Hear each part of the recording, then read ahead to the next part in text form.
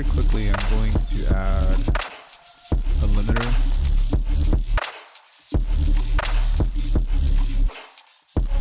Try to get my overall stream to be a little bit louder.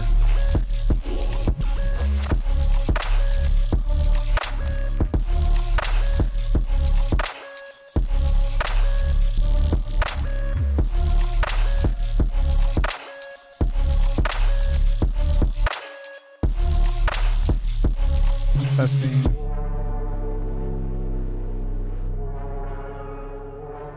Check, check, check. How's this?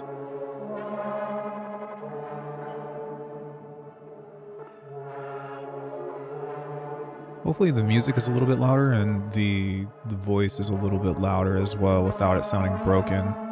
But I've realized that in my recordings and also in my streams, I think that the mix that I had was good, but it was quiet. And so, what the fuck was that? I was trying to just get all of this to work a little more nicely together. That way I don't have to do anything when I'm uploading future videos. Okay. What up? Happy holidays, everybody. Hopefully your holidays, whatever you celebrate, was cool. We're going to be doing some bass design today. I've been working all morning pretty much anyways of just practicing my craft and doing stuff. My holidays was cool. Corey and I watched Stranger Things for the most of the day. We're all caught up and we're ready for the final of the new season. In regards to new stuff, I didn't really get much, but one thing that I bought for myself was this table, which I'm really excited about actually. Let me show you a new hardware setup station. And it's a little far away, but it still connects to the computer. And I moved the Stream Deck over here. And so now it just connects to the Stream Deck, so I don't have to move the computer over to the other side, which is pretty neat. But aside from that, it's, yeah. What else? Corey got me a new binder for cards, which I thought was really sweet. She also got me this collectible Alucard shield, which I'm really excited about. It's just a shame that it was so small. I was hoping that it was going to be like gigantic. But as far as like music stuff goes, I didn't really cop anything. I can't really, did I just close that? Yeah, I can't really think of anything for the holidays that I was like, oh man, like I really wanted this or something. I don't know. Kind of curious. Did you all get anything for the holidays that looked really interesting? Or it doesn't have to be music related, but just in general. Something that I would like to do at some point is get a new hard drive. Not like an SSD, like an external SSD. Not that my computer needs to be replaced, but a keyboard stand. That seems reasonable and pretty cheap. While you guys are typing in the chat, we're going to go ahead and play through the quick play spells. I think that we are here. And then we're going to go ahead and I'm going to show you all what I've been working on.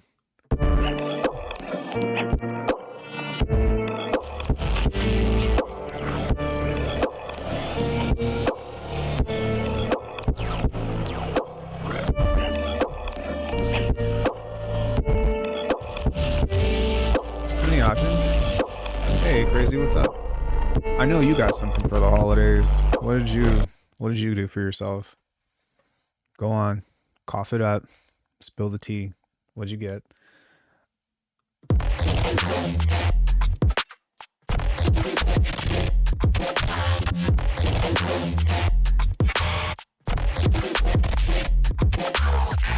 That was pretty cool. Not yet. Gonna use any money I buy myself a phono preamp for my turntable so I can listen to vinyl and study the music. That's actually pretty cool, pretty clever too. Or like, maybe clever isn't the word, but like wholesome. I rebought the Roland TR-8S, a few 4K cameras, and a small DIY cord kits. What kind of cameras did you buy?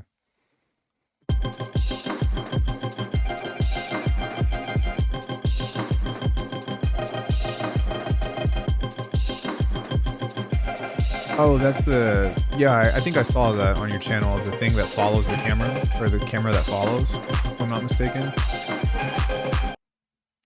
because they got those for cheap. Dude, I wrote a lot of music on the Push 2 back in 2016 through 2019. A lot of music. I've like even talked myself out of getting a Push 3 several times, but they're very fun if you're an Ableton person. If you're not an Ableton person, don't do it. But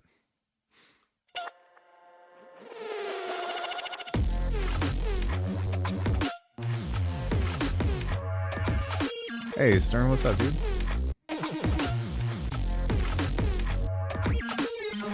That was pretty cool, actually. This is a pretty good idea. Cobalt 8N had the credit from Sweetwater. What is that? Had MPE won't play nicely. And I'm like, are they gonna make a new Push? Because I love to buy a Push 3 used. They're not.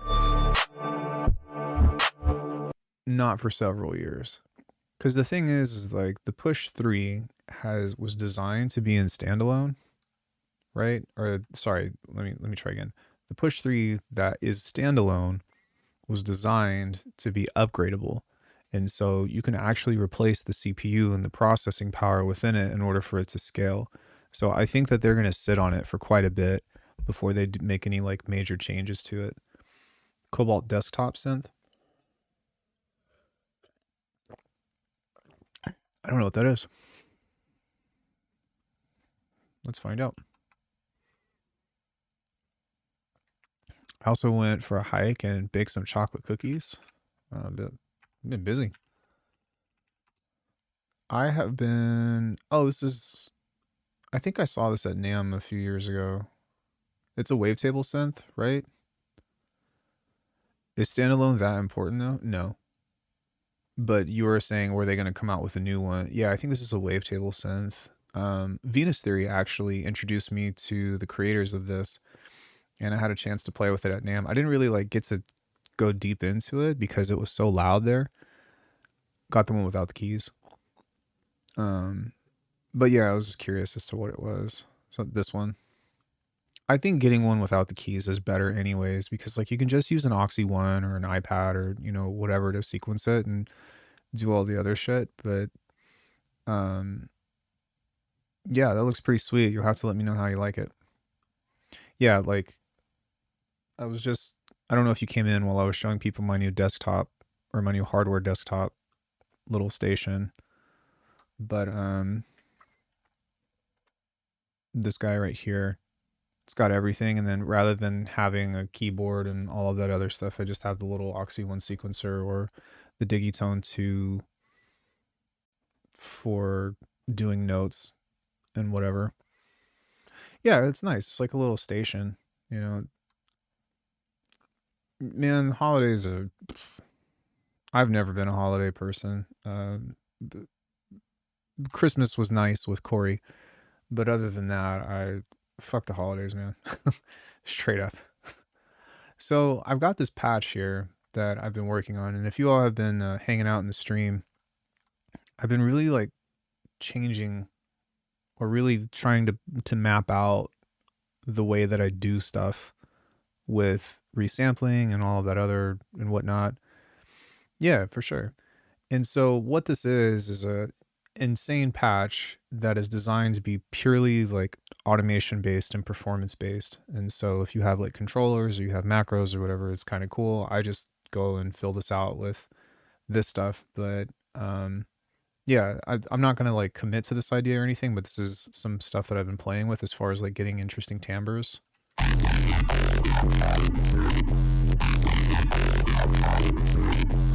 Like this one has a little bit more diversity to it, but I'm really trying to like get all of the cool different movements and stuff that I like in bass music and put it into a single patch without having to resample. So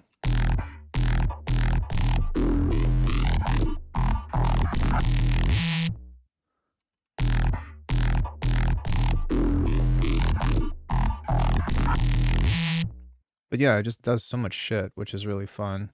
And so that's kind of been the brunt of where my work has been for. Can I wait for the JE80 8086 to come out? What the usual suspects is insane. Wait, what? Who to what?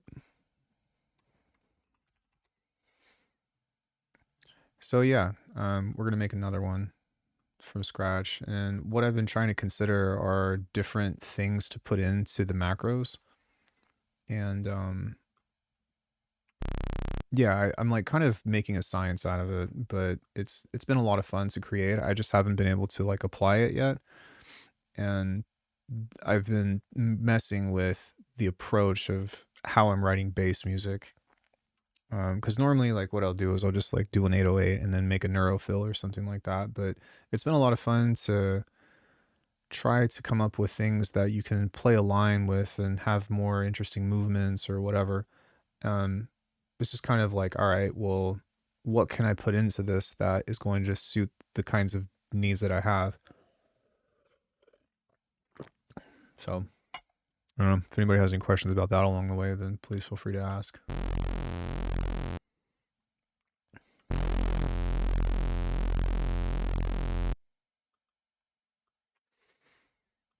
Yeah, I've also been on the fence of buying another, well, not, yeah, of like investing in another like expensive synth or something like that. But I think that what I've settled on is if I upgrade anything, I'm most likely going to get some kind of Steam Deck and just run Bitwig on it portably. It's kind of like, why didn't I ever do that before? It's a virus emulator, top notch. You only need the firmware ROM to make it work. Oh, that's cool.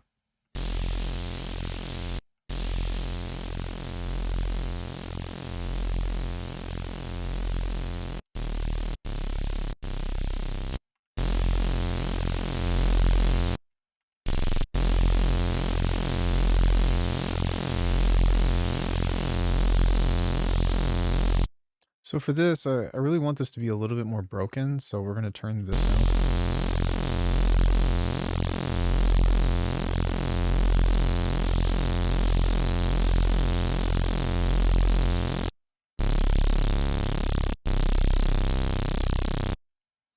And something that I've learned recently as a really fun trick when it comes into bass morphing is doing stuff this way. So what I do is I'll listen for this. So we go like this.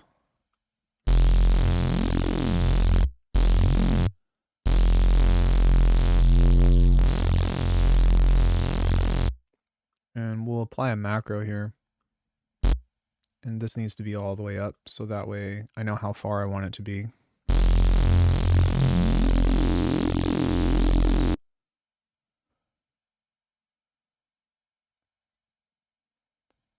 Actually, yeah, we'll just leave it there. Because I've got limited spaces on here anyway, so... yeah, and so now what we'll do is we'll find the next one.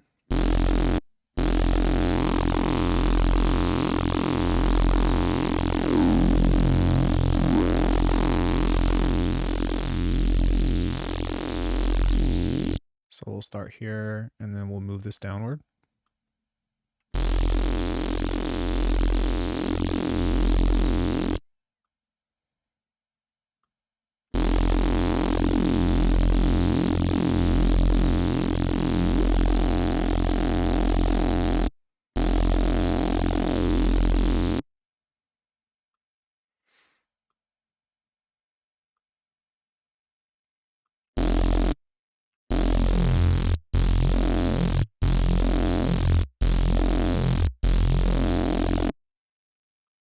Start here. And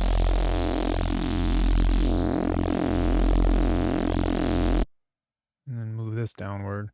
So basically what we're doing is we're modulating this to the end point.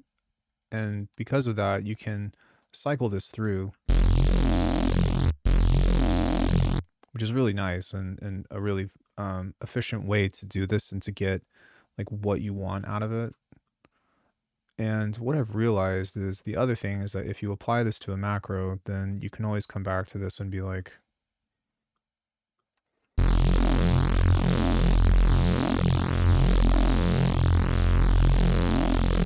you can just assign any modulator that you want to it. So it's kind of nice.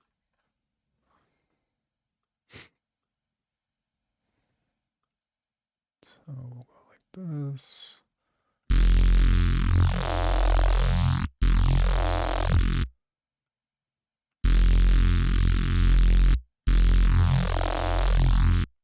can already hear that there's the monster sounding modulation on top of it, and that's the most important part for me anyways. But what we're going to do now is accentuate it with some other stuff.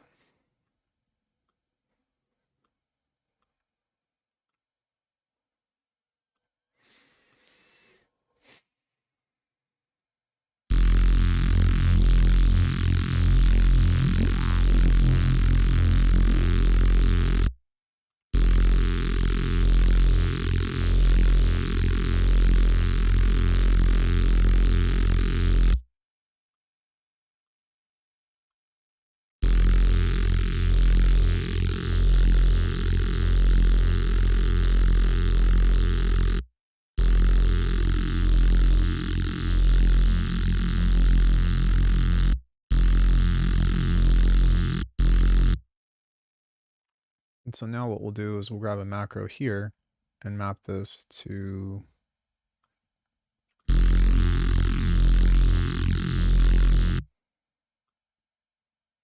we'll just see how that ties into this.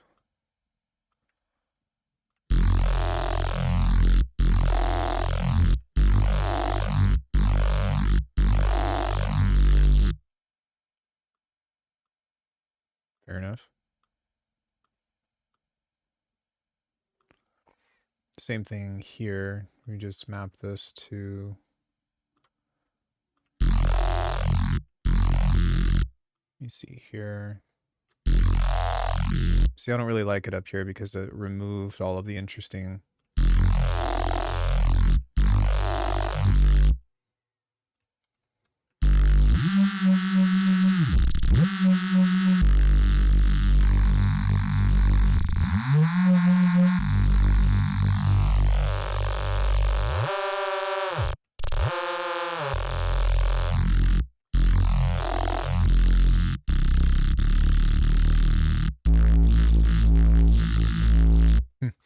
all right.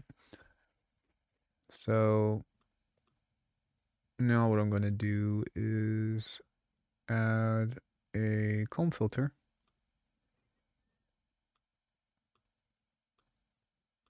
I have a little utility box that I just keep this stuff locked away into because they're like the main modulators that I move or that I use quite a bit. And so we can map this to macro 3. And this will be our comb filter now, which will make this become a lot more alive if you listen to it.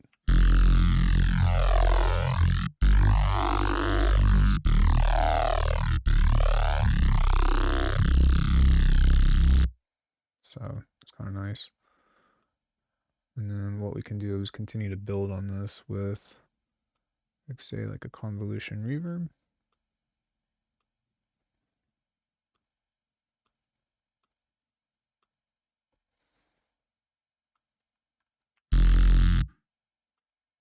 Give this a saturator.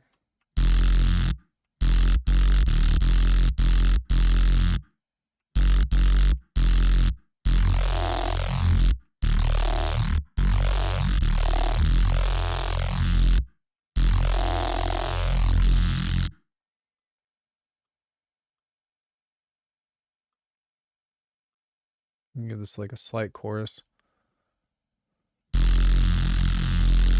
And then maybe even a phaser where we can put the spread of this down first, turn the rate down, and map this to the low mids. So all the way up to like 1K-ish. Set this to 4 poles, turn the depth up.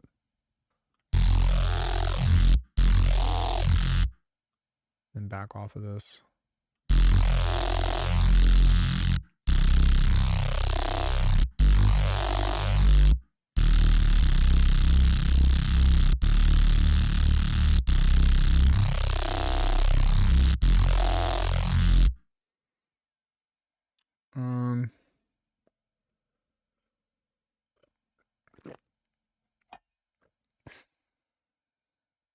Let's do one more.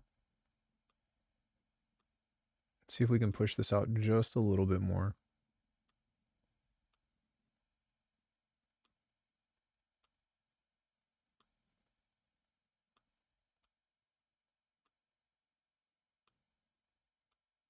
Something that I've even experimented with was applying formant filters to this, to the mids, and it worked out on the last patch, which was all right, but I don't necessarily know if it's going to work on every track.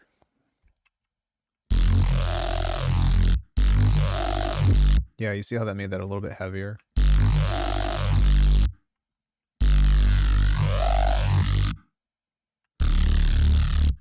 So again, if we just have our demo LFO on this and just slow it down a bit.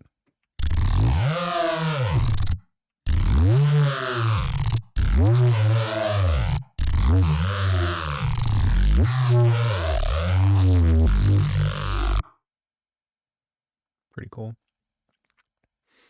So now I'm going to do another multi-pass, and we're going to do something similar but a little bit different. I'm going to turn all of this stuff off.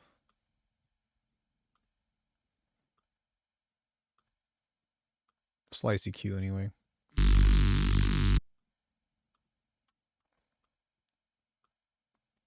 We're going to push a different agenda into this.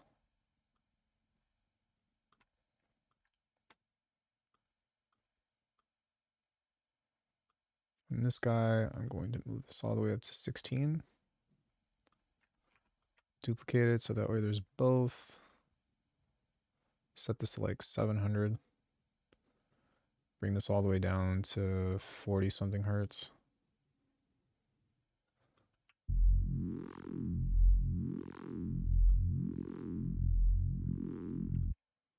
Let's turn the shaper table on.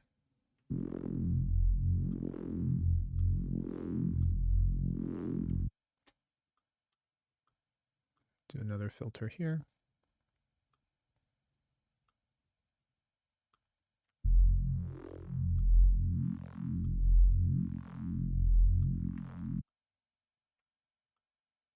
Ring mod.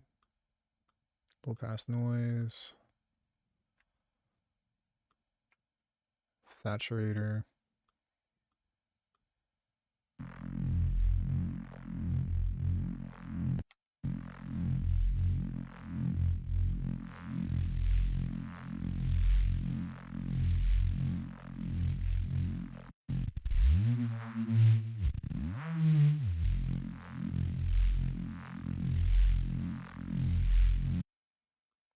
Cool. So after all of that, we are going to add a slice EQ again.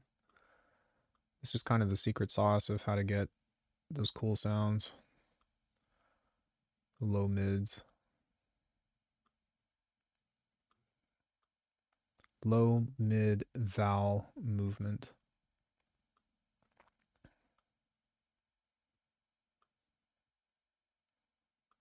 Something kind of like that. And then we can map this to this as well.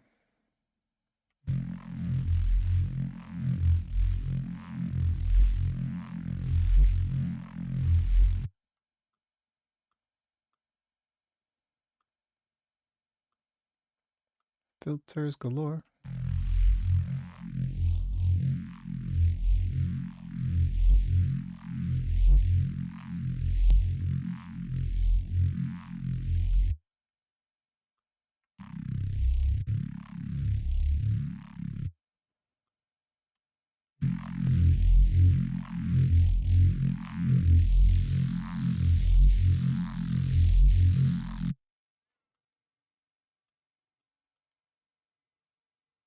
Comb filter.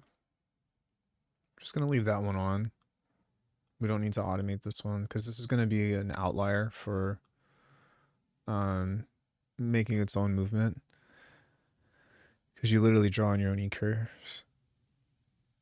Slice EQ equals draw EQ. Draw on your own E curve, sharpening the sound to taste. Slice EQ equals draw EQ. Yeah, you could say that. I think.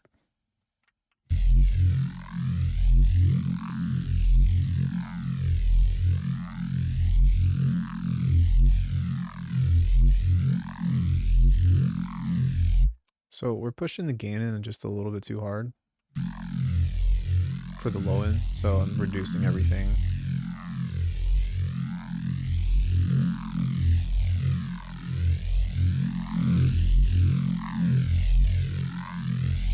Try to balance the sound out.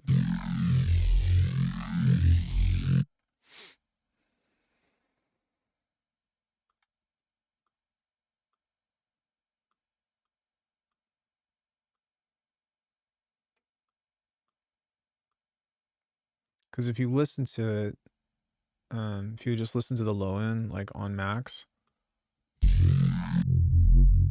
see that? It kind of ruins the sound, so.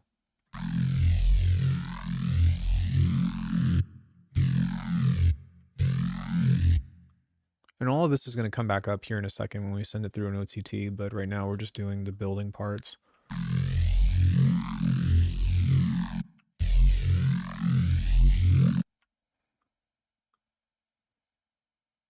Kind of same deal here.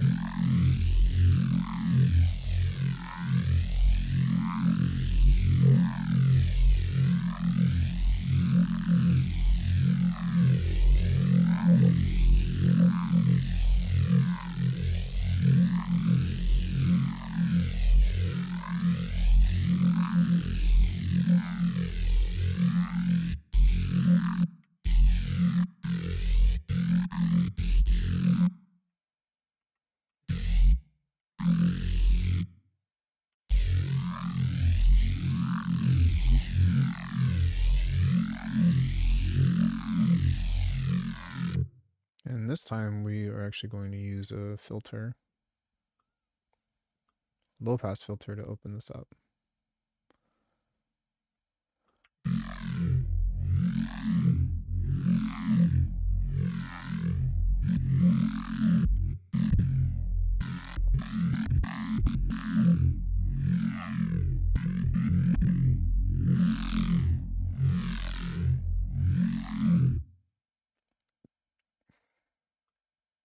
Now we'll add in our OTT. I recently refined this the other day. I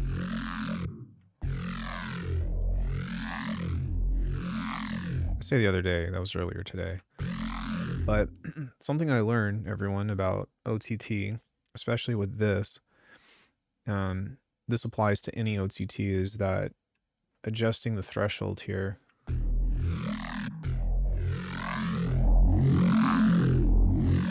you can really like,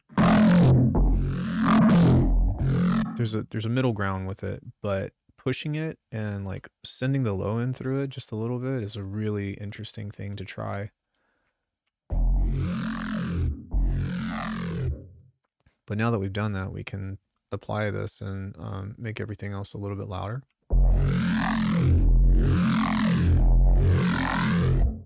So what's cool now is that we've got a secondary movement pattern on here, as well as the first one. So what we want to do is whenever this comes on, we're going to turn this off. And we're also going to turn off the first multipass. Yeah. And so now in between this, we can utilize this to get interesting movements through this.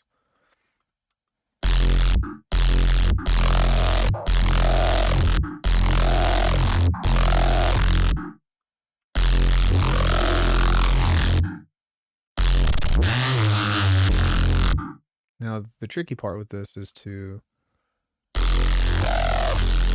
balance this because it's a bit much. So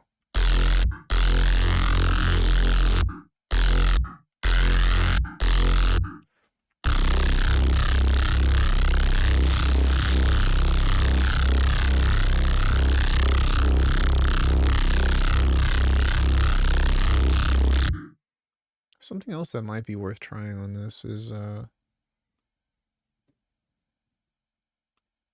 we can do a double shelf on here.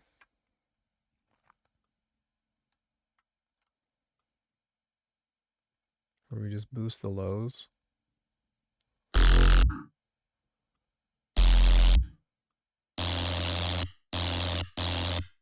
And on this one, we boost the highs.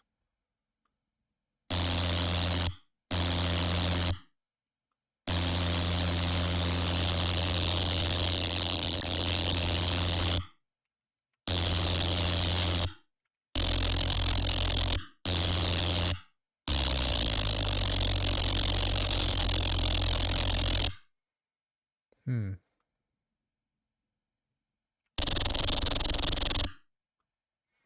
Hmm.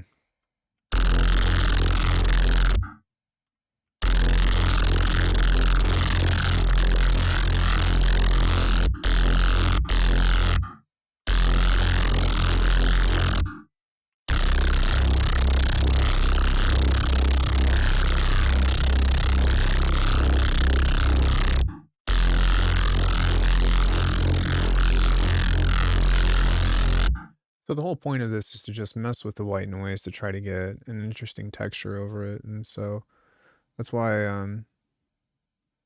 it's fun to mess around with, because on one end, this isn't nearly as crispy as, like, say, using polymer or operator or serum. Recording to logbook. Yo, thanks, Kamira. I appreciate the follow. But there is some other cool movement stuff or some interesting texture that's different that you can get that I'm like, oh, okay, that's not the worst.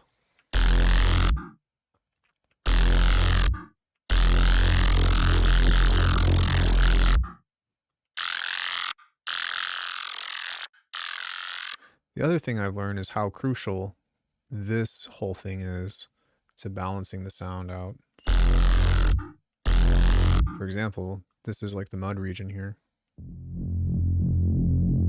And this is on 0, like where it would be normal, but you see how it's just like pressure?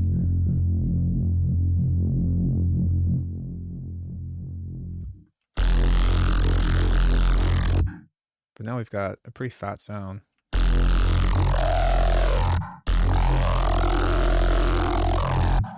Only trouble is that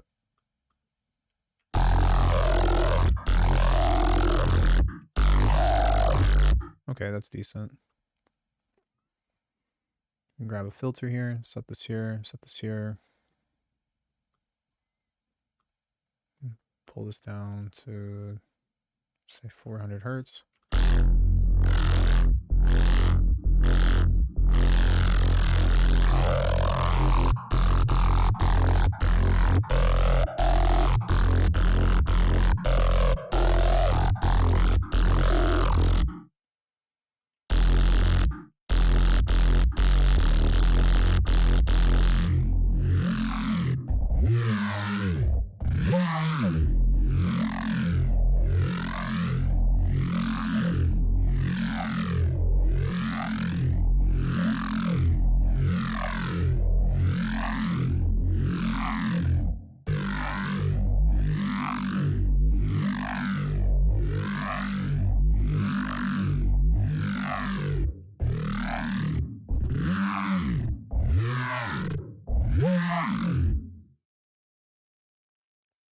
Hmm.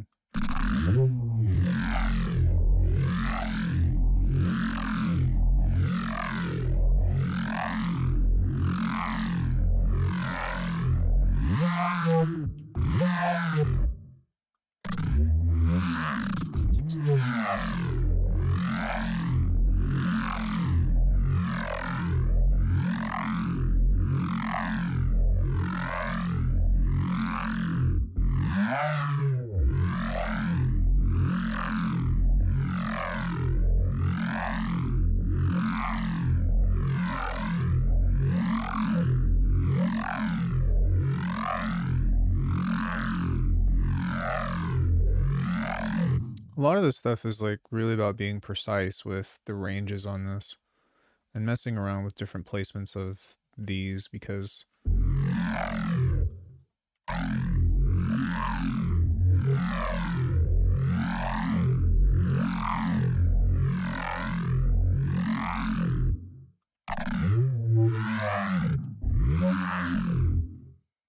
the other thing is that we want these two to always retrigger. Everything except for the comb filter.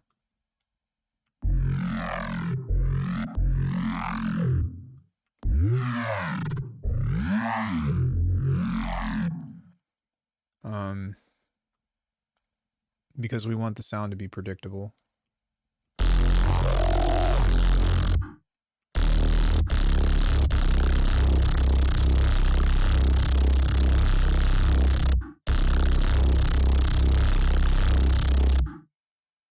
Great to see, so I won't need Serum 2. Do you already have Faceplant?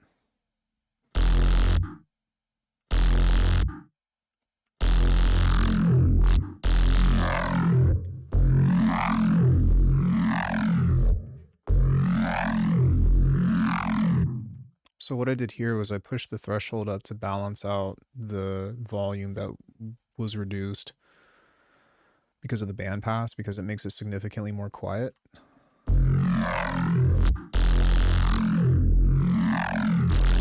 It's still louder, but if we look here,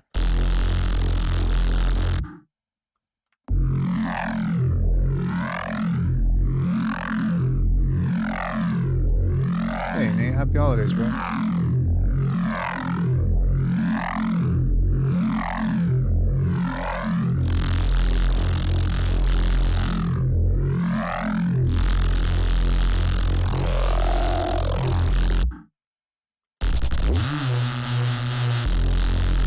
Yeah, it's still just a bit too noisy.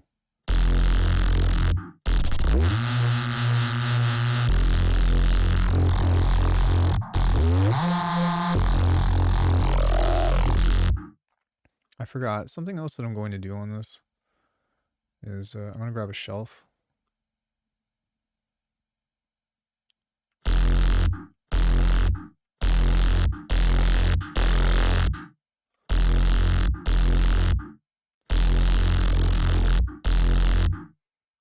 And on this little guy, we are going to reduce the gain a bit.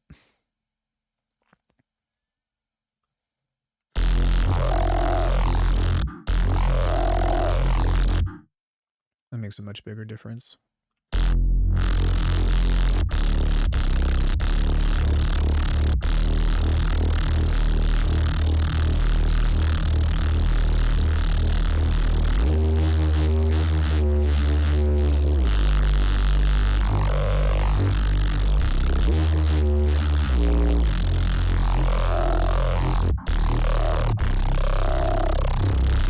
Hey Pivo, what's up?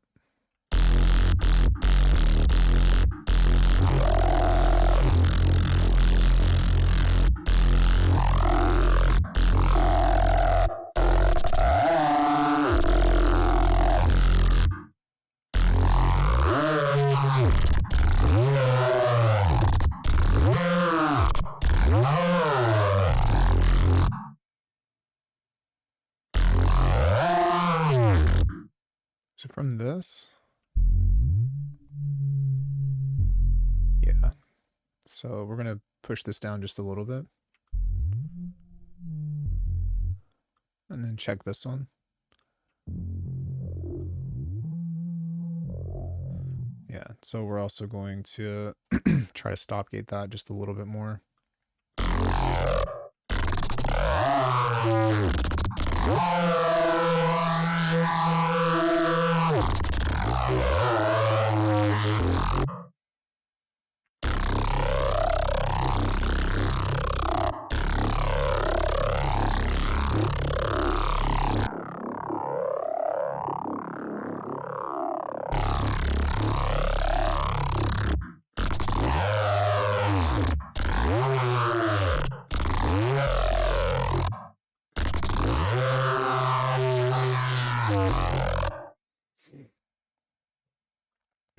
Okay.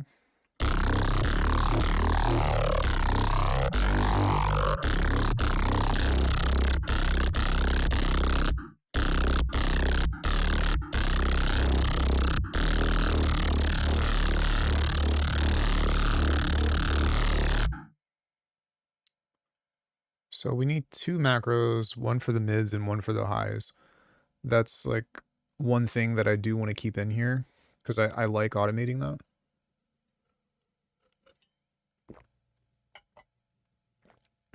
Um, so that means that we have 2 left. So something that we could do is what I usually do, which is just a touch of FM.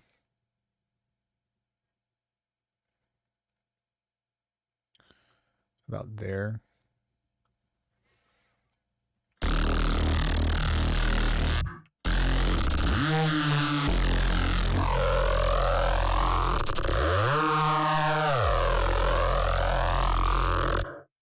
Sounds pretty good.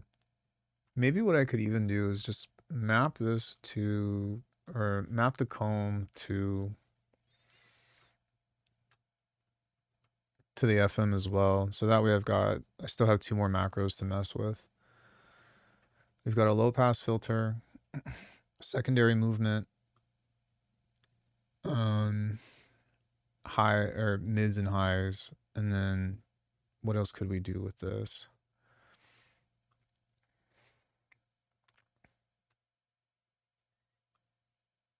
We could turn this into like a stab.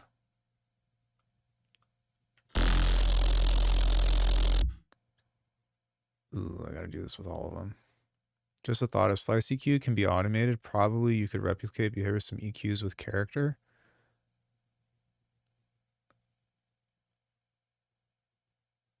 Perhaps anyone tried doing this and creating a library for it? Are you talking about this?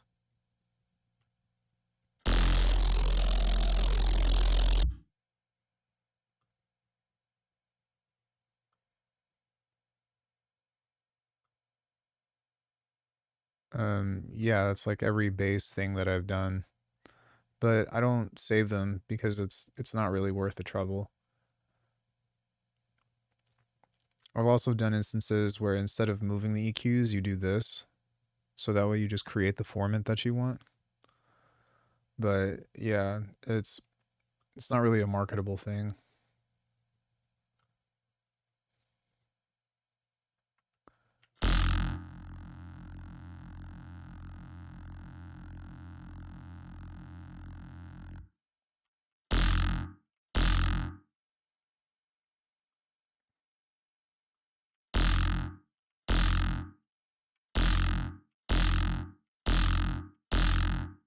Yeah, I get what you're saying, but like if it's even just a character, like an EQ with character that like puts a thing on it, you have to realize that it's so situational because it's going to affect anything that's on that frequency range. You know what I mean? So if you've got a snare that doesn't line up because a resonance is peaking out at a bell curve or whatever, you know what I'm saying? But if it's so subtle, then it doesn't really have the impact of adding magic to it. And so for me, it feels like a gimmick.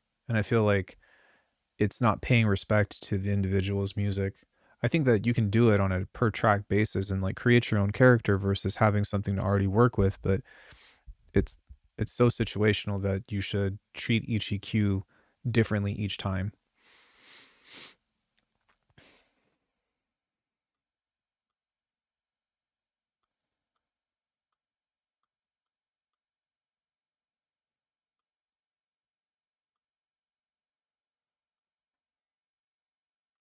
Mm-hmm.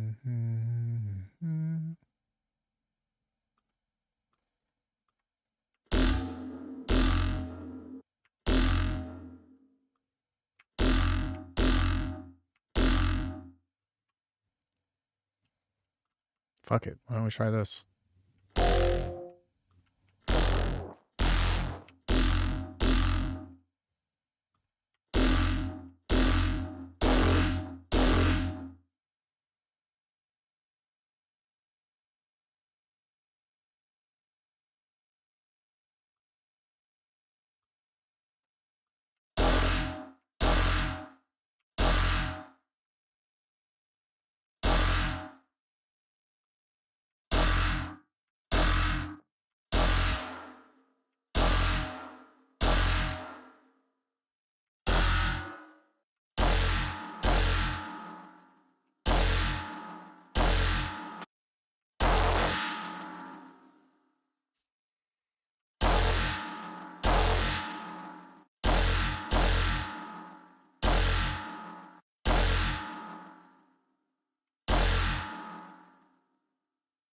Let's see if I can just ease off.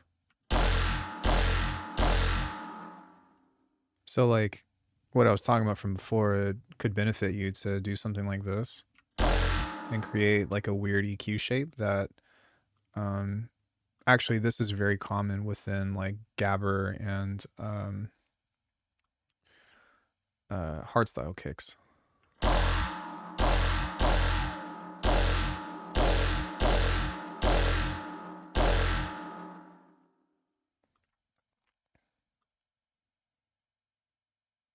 Gate.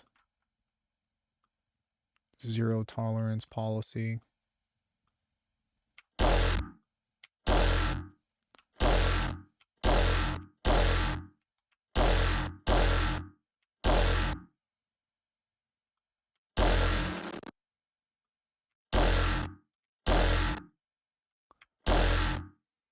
Christmas, I got myself unstuck and managed to finish 2 tracks in 4 days, 10 hours of the grind daily. Happy holidays. Yeah, happy holidays, bro. I feel that, man. Now, I wonder if I can distort both of these together to create.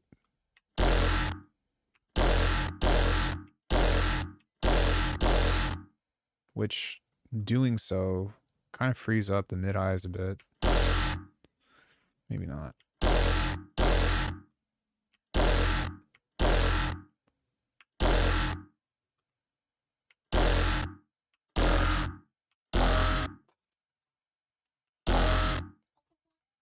Hi, sweetie.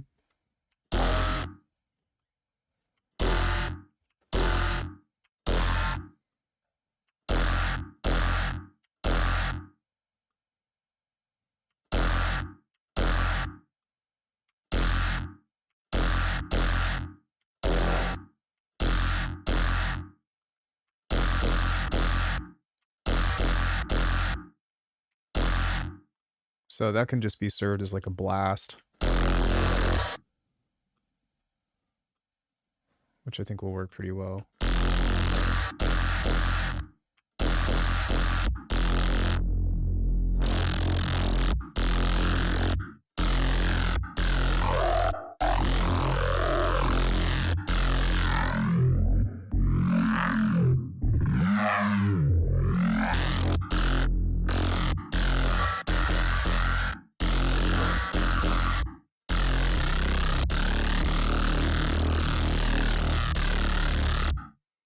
What if I were to push the threshold up, but then I reduce the gain a bit, so...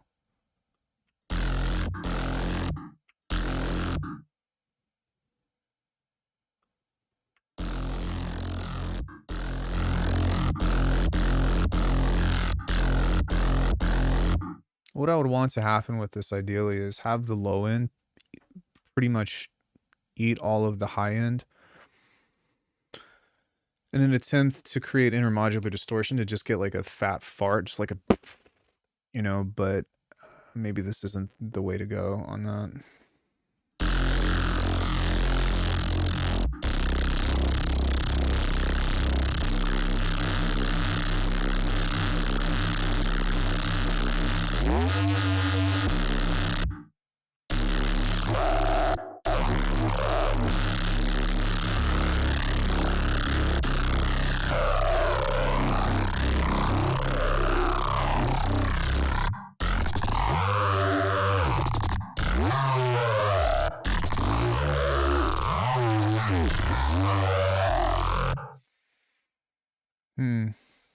It's an interesting predicament just because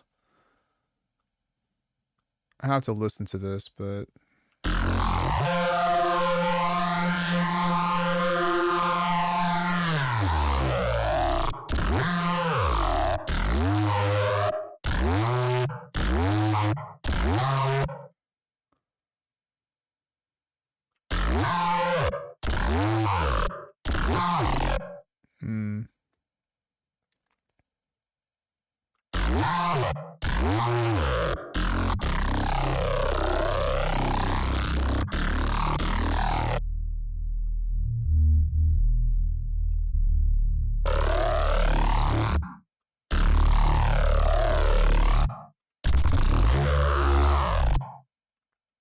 That was pretty sick.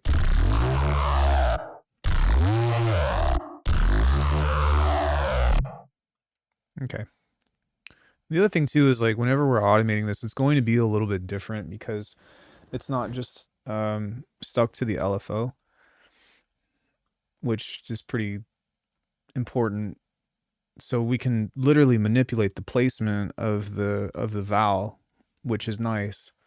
Another way that you can do this is you can actually set this to the LFO or set the macro to the phase of the LFO and set this to 0. But the problem is that it makes the envelope, or it makes the starting point here.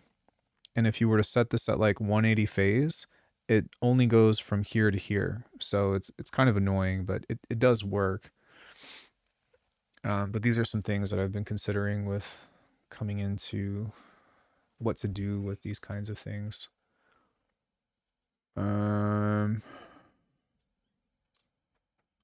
Yeah, so maybe what we can do, attack and sustain. Oh, right, because this was for, I removed this because, hmm.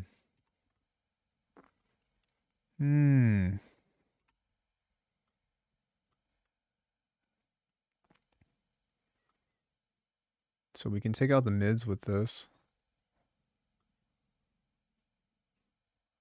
And then we can take out the highs with this. Let's not set that to bipolar. Not set that to bipolar.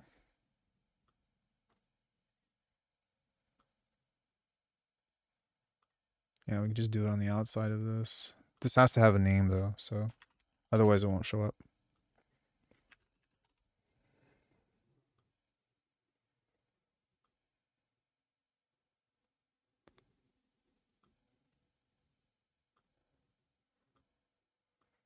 Mids, highs.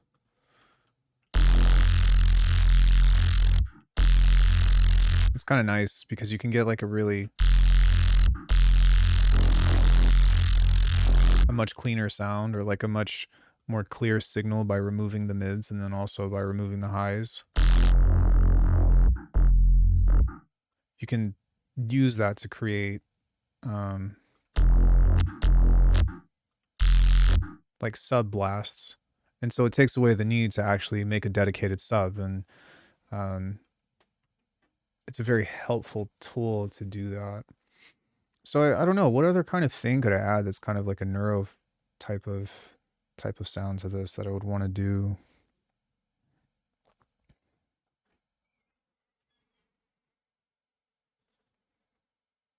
I could add like a mid-side rack or something, I suppose. Hey Dennis, what's up, dude?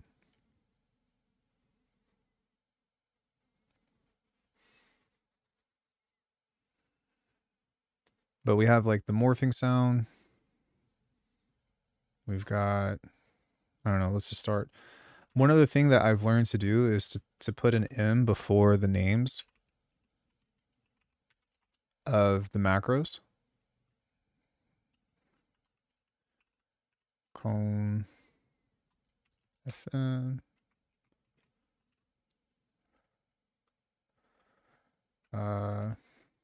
In Neuro 2. And the reason why is if you do this, I'll show you in a second, but in blast, in mids, in highs. The reason why is because if you type in M here, then all of this will pop up on the drop-down menu. And so you don't have to go searching for each individual name.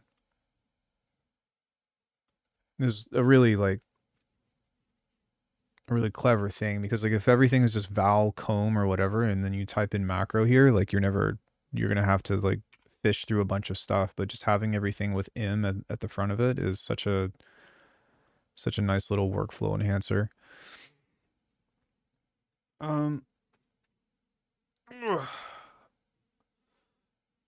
Yeah, what else could I do with this? I wonder.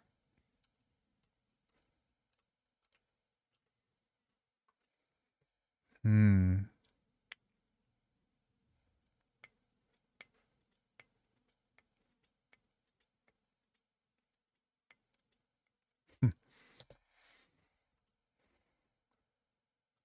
I mean, I could always do the lazy thing, which is like turn on the macro, have a macro turn on like movement on its own. But it doesn't really feel like that's worth it to me. Although, nah. Hmm.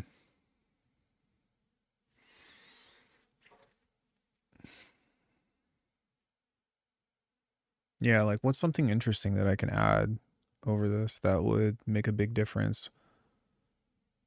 Or that would be like interesting in context. Ensemble, format filter. I could always do another filter table, I suppose. Convolver.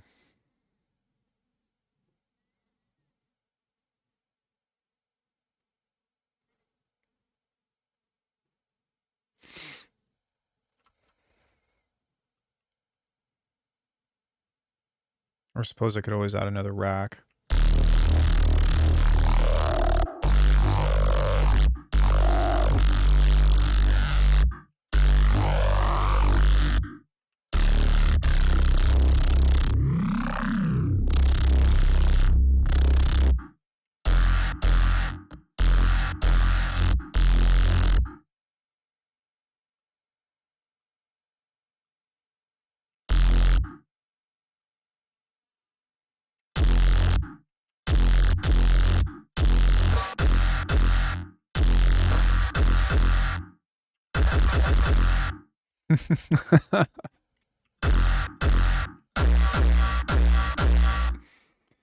That's pretty funny. I don't know if that will last or not, but it is interesting.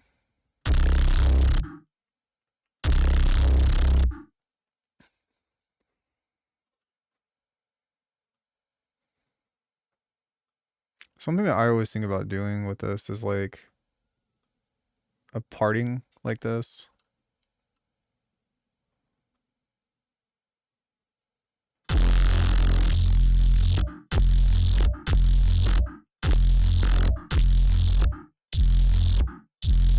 But that's almost like, actually it's not. It does have a different sound.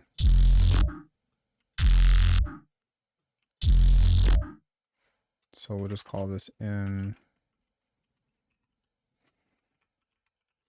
separate. And then we can call this fucking automation practice 2.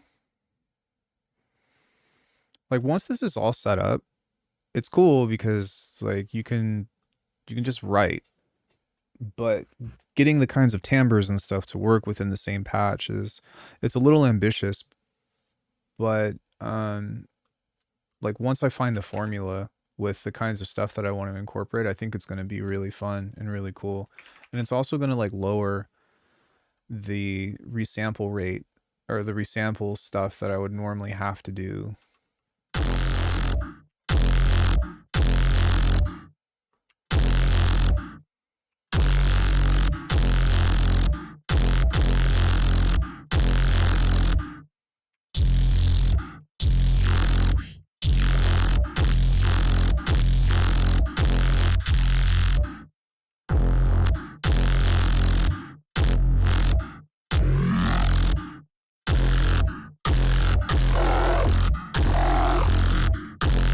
Like you see how much like stuff is in there though, like as far as movement goes, it's really nice.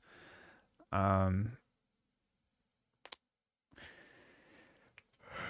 other thing I suppose is from a practicality stance, I've been up for way too long. I don't know. Let's design some drums and then I'll try to put this to practice. Anybody have any questions about what I just did?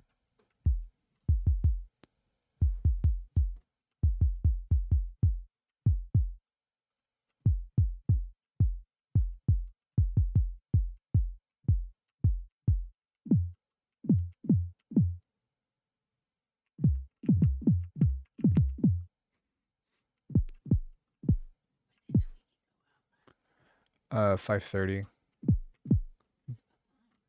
But I did feed her. Yeah.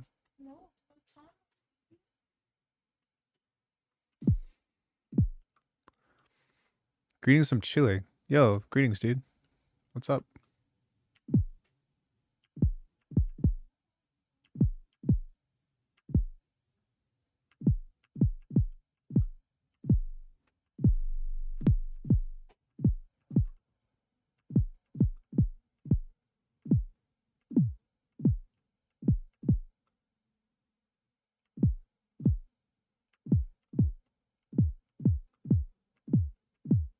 Trying to add just a little bit of sub into it.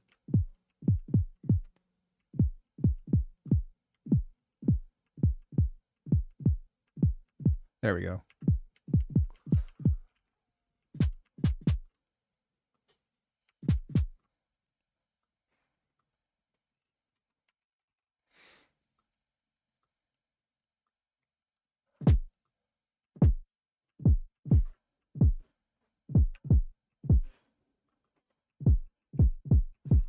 That's already sounding pretty nice to me.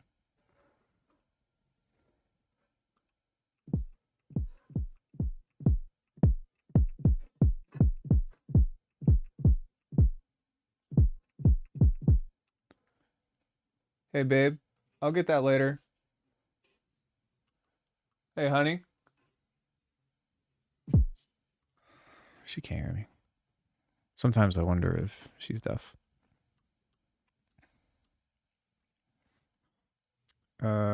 What was I doing? Just tube culture.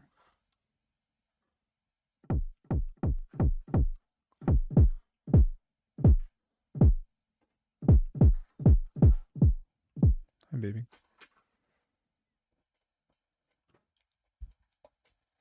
Hello.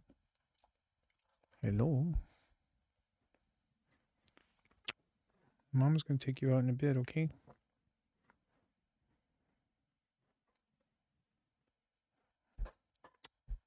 All right, get down. Down.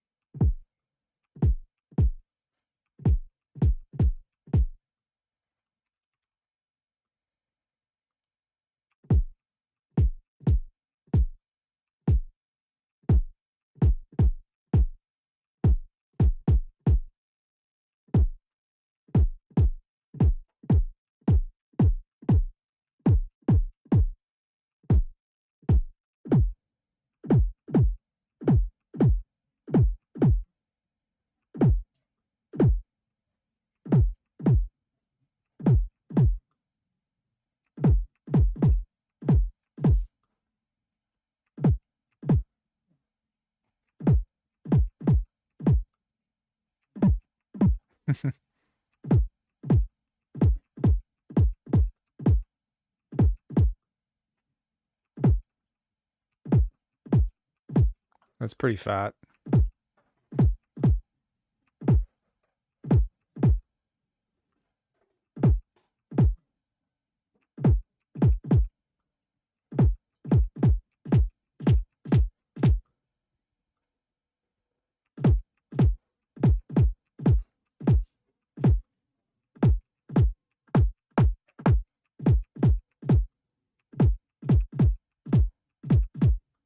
Sorry, just trying stuff.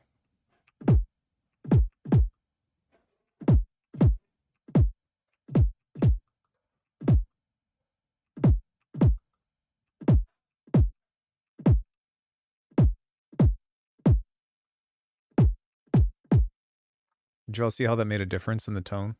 That was interesting.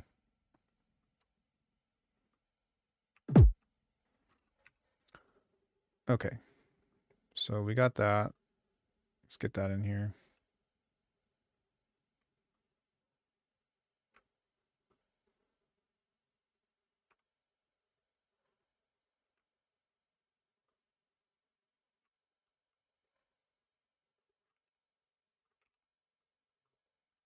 thinking I can do all the color stuff later, so we're going to skip a few steps as far as like adding texture and whatnot, because I just want to get into the practice of this.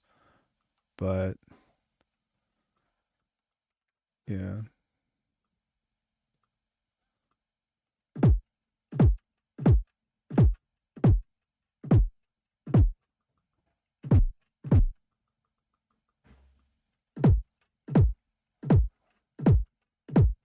Hmm.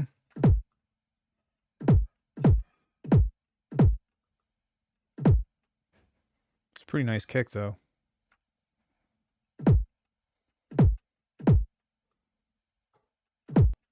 Okay, sorry.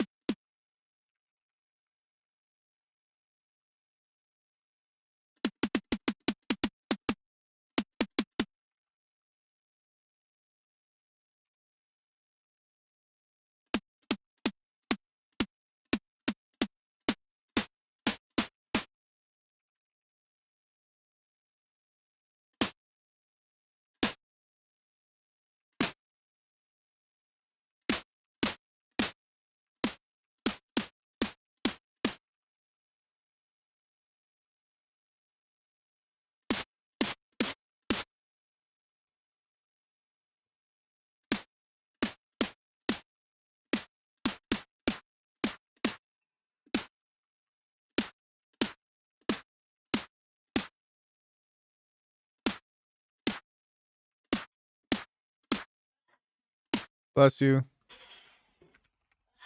Bless you. She heard that.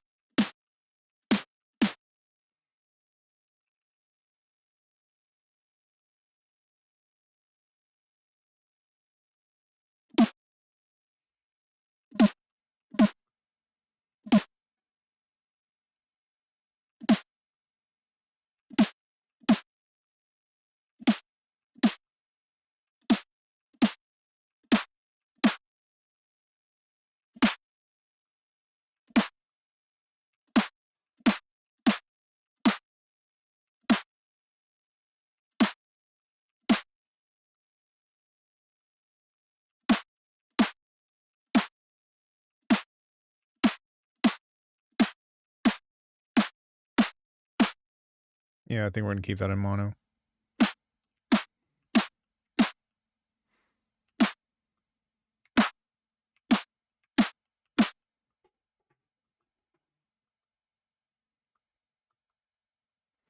All right, so what I'm gonna do now is I'm gonna mess with this transient here.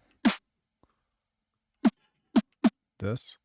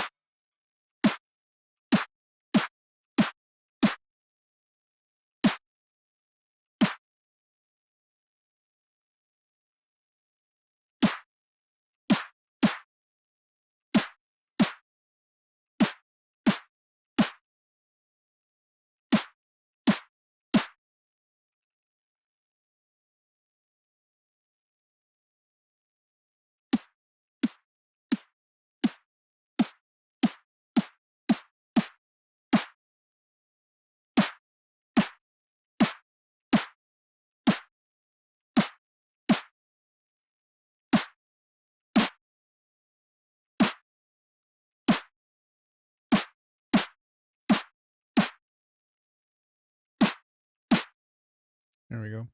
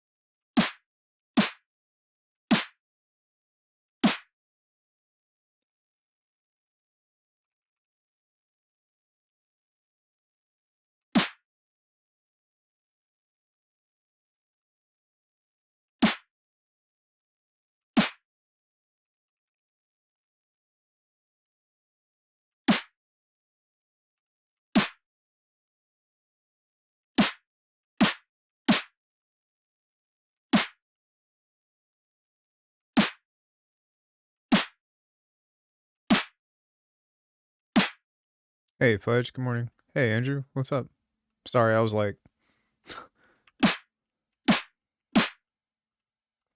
my bad.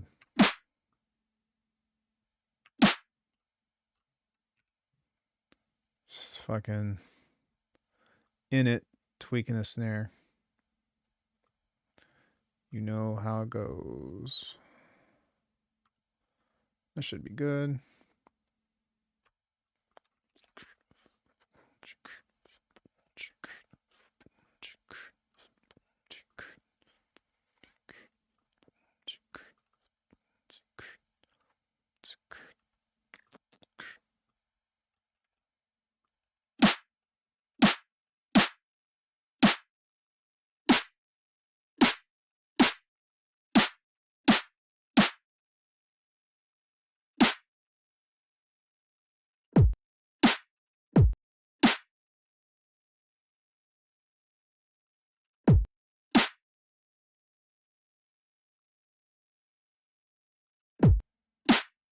Now what I want is like a fat ass hat.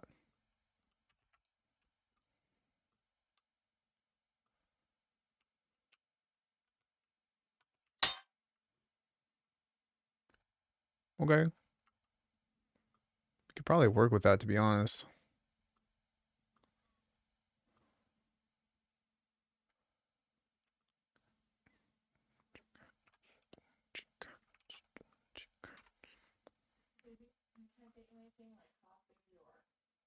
Oh no, I'm good, sweetie. I had breakfast and have a decaf. I was gonna say I would have cleaned the kitchen up, but thank you for doing that.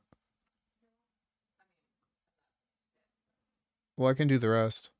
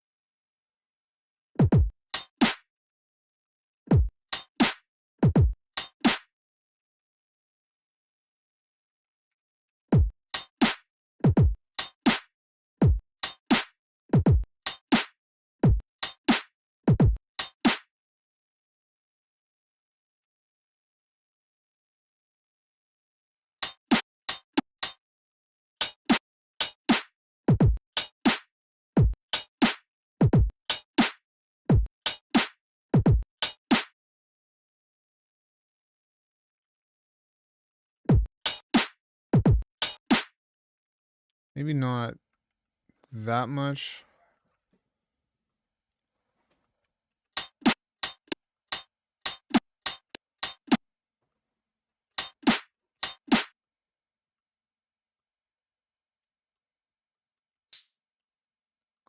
That'll work too. Kind of thinking just like something that's a little bit washy and more straightforward. A little bit easier to play with putting these kinds of sounds down.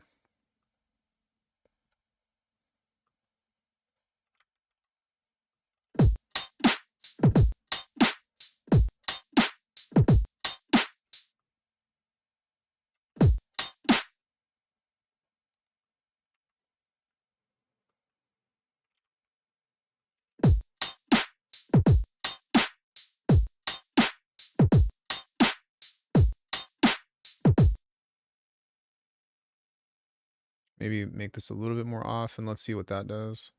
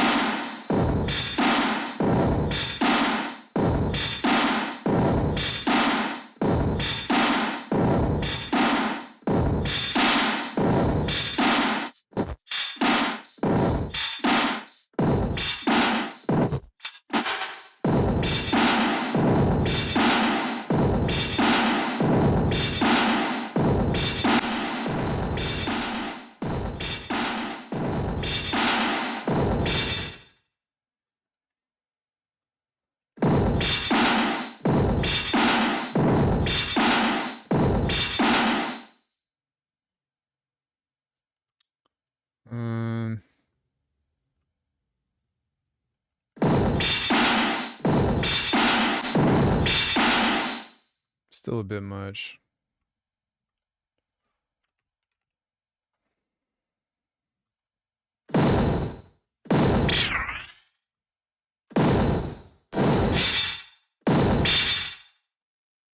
But I really like the what's it called? The industrial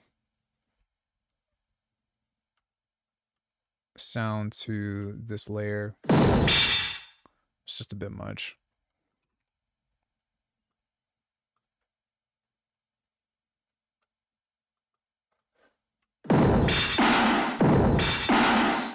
There weren't any complete samplers on the market, and I saw that your colleague Tash released his sampler plugin. Yeah, he released something cool, but it's a very different.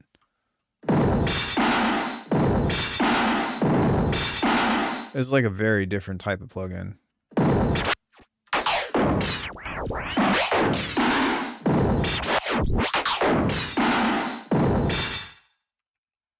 It is very cool though, but it's a very different thing than what I was hopeful for.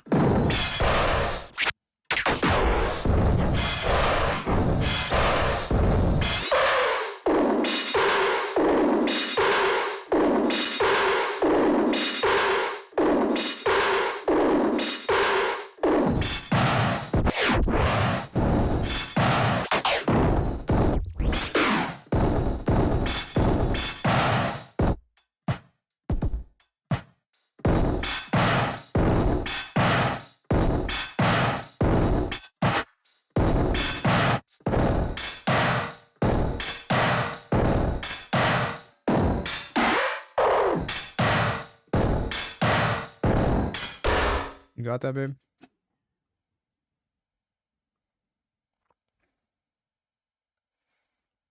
Cool. So we've got some stuff to play with now.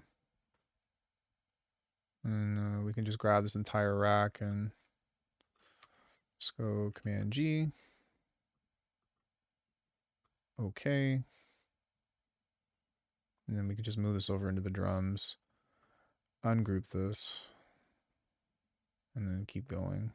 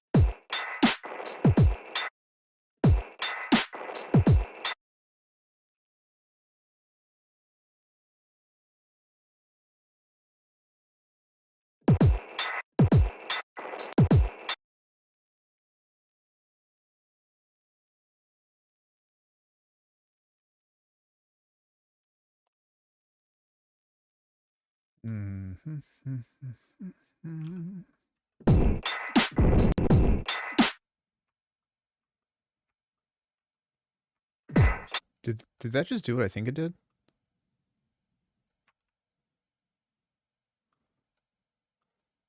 No, it didn't. I just almost had a freak out moment right there. Okay, I thought that you could just like highlight a section like this and then just move that without having to cut it. I was like, what? That would have been insane.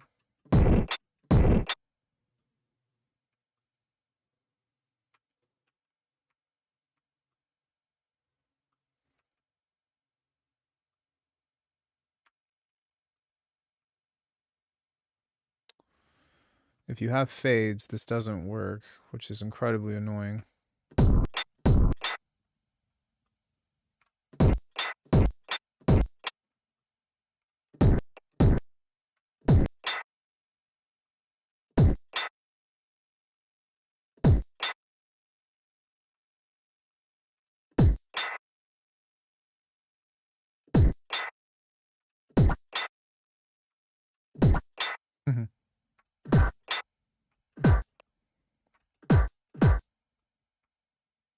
Dude, fucking beta.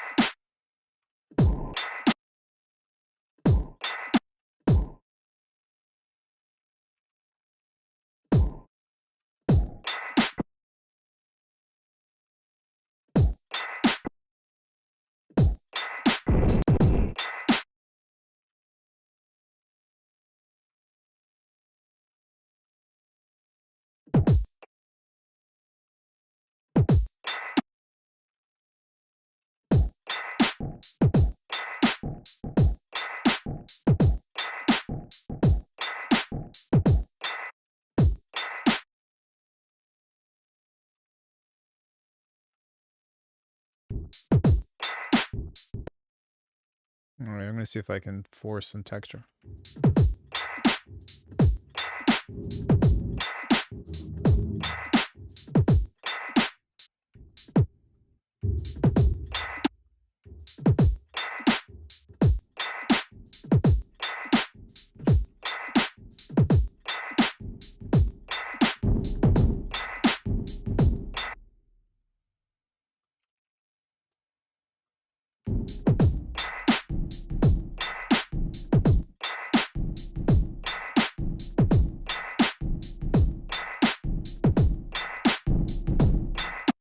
go.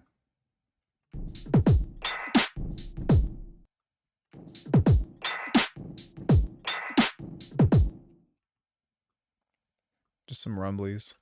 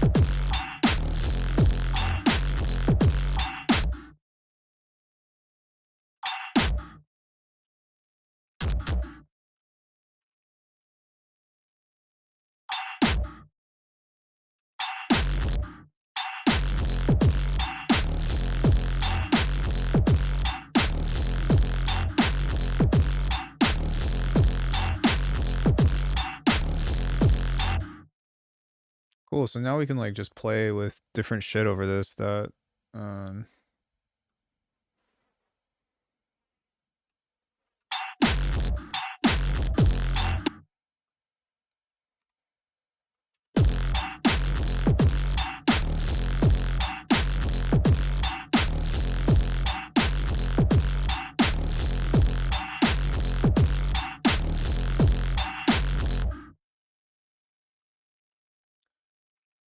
we can do like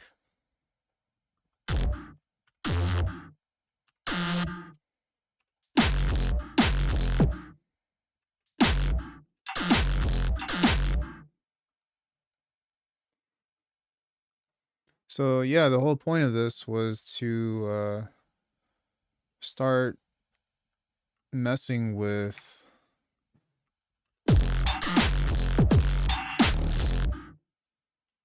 macros and shit just to have fun with this and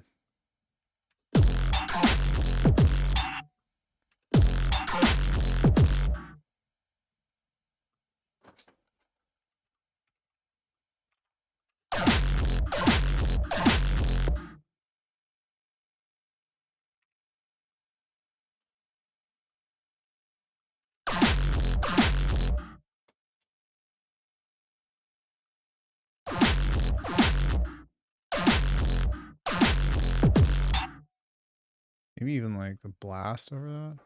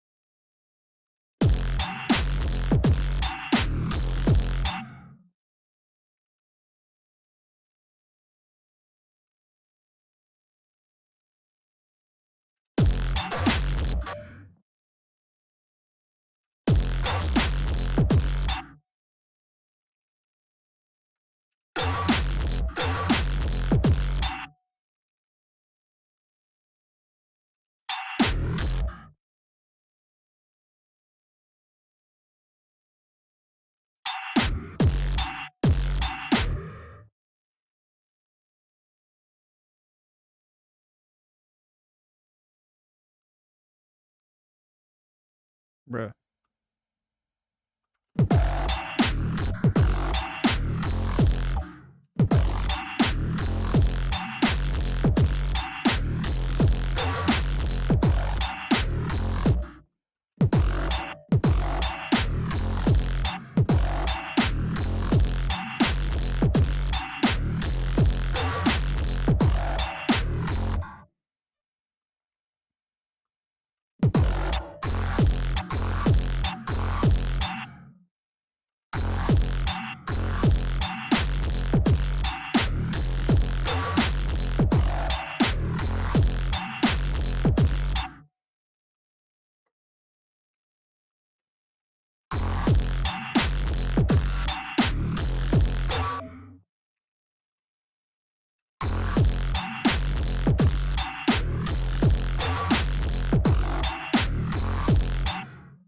Oh no, this is, why does it keep moving where, that's so annoying.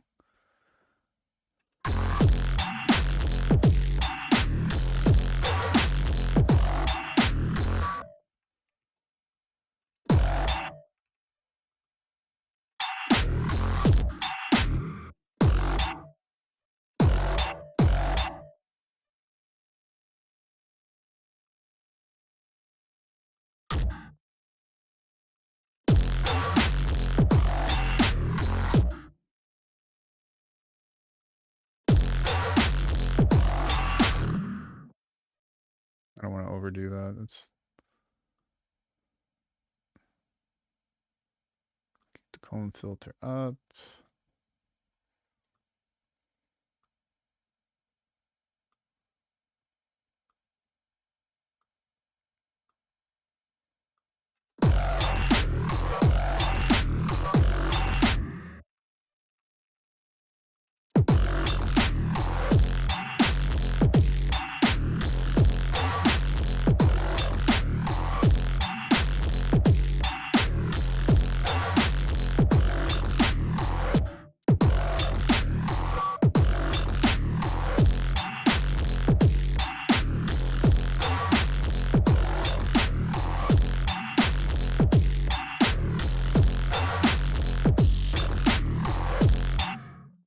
I think we found the way.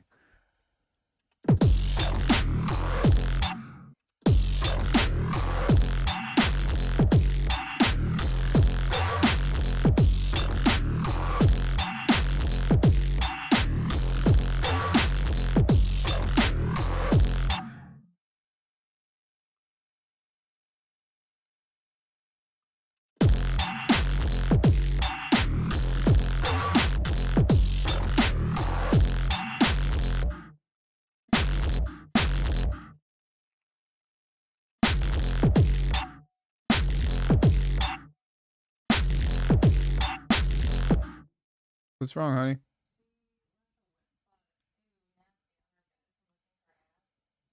Oh, that's pretty nasty.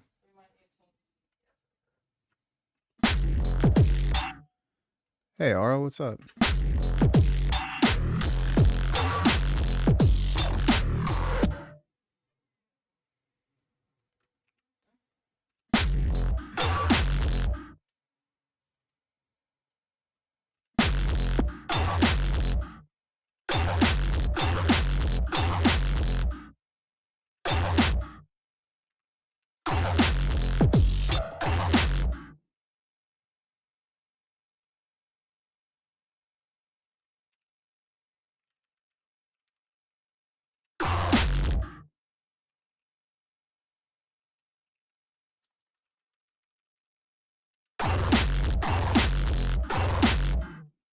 Hmm. Hmm. How long you been working here? A year? Hmm. Barely avoided a cold, I think. Are you familiar with zinc?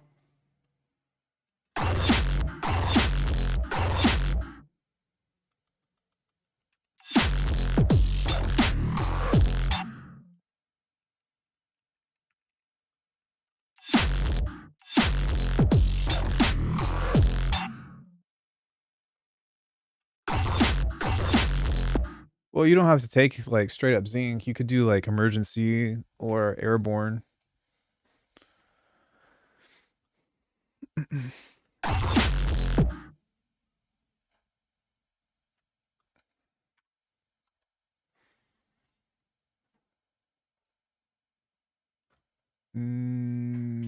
Cone.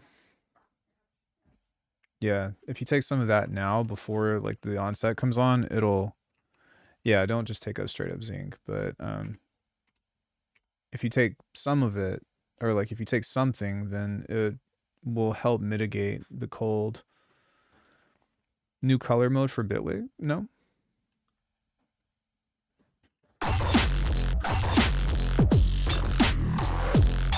I do.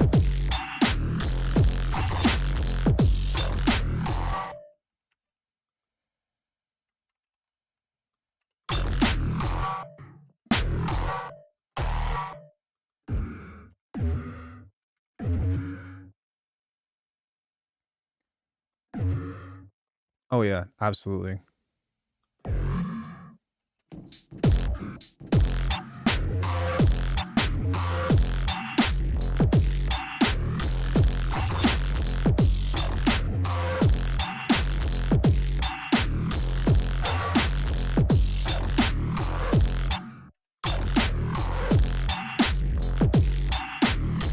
Yeah.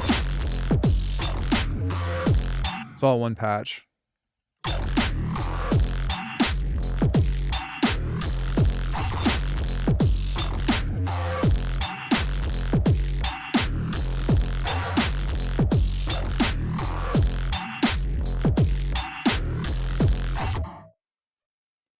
All one patch.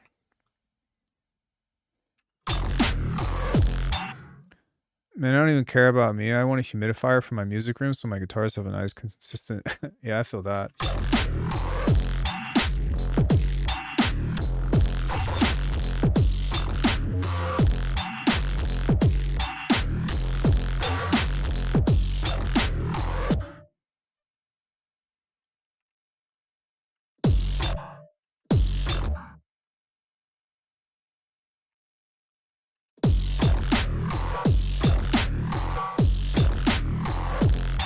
Well, no, because like I'm still working on building it. Like once I have everything together, you know, like let me have my fun first. And then once I have it all, like I have a pack or I have like a consistency with it, like I'll start handing it out. But I'm still in the R&D phase.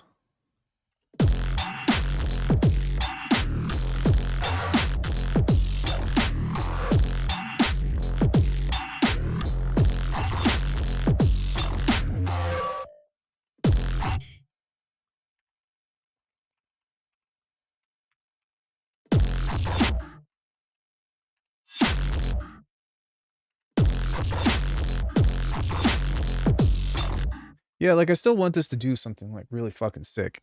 And that's what I was hoping that I can get out of the automation from it.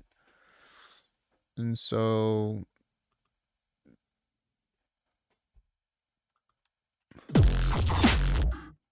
oh, that's kind of cool. It's a little more recognizable.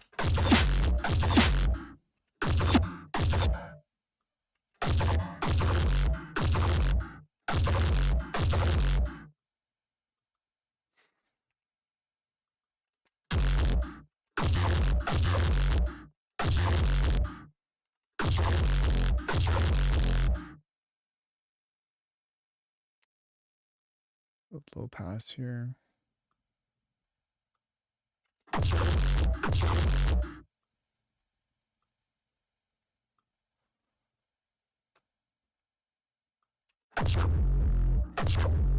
Ooh.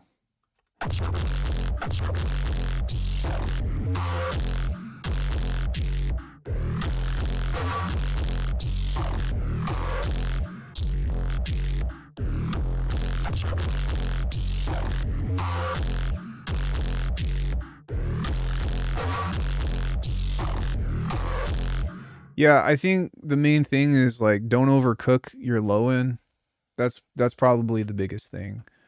Um And one of the easiest ways to do that is to just be mindful whenever you're throwing EQs and stuff into this. And if you're stacking distortion and saturation, do it subtly. But one way to really help control the low end is to use like a dynamics, or if you're using phase plant or an OTT or whatever, just push the low end down a little bit, and that will help keep it consistent. Because without this and without the OTT on this, like listen to this now.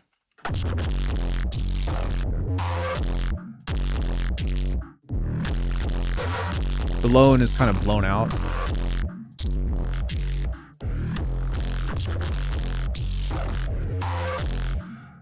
Which you can automate this in some cases. So for example, we can play with the threshold of this. Like it might even be cool to see what happens if we do this.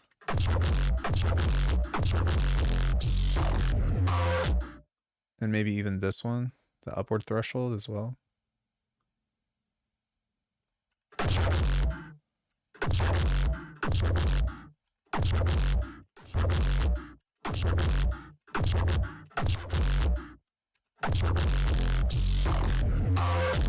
But I mean, if you're doing something where, let's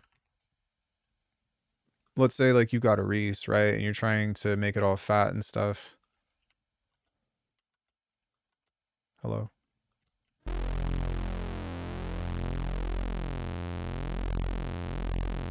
Right, like if you push the low end too hard into a distortion, then it will start to fall apart. And so if you're going to do creative things like this, like let's say you're going to do this, at a certain point it's going to break. And so what you have to do is, once you do this, you have to turn the whole thing down.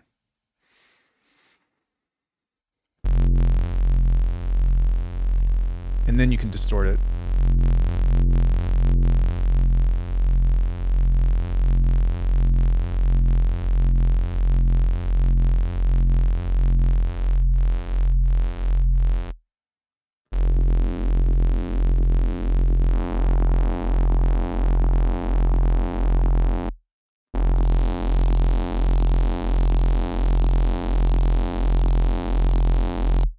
And now,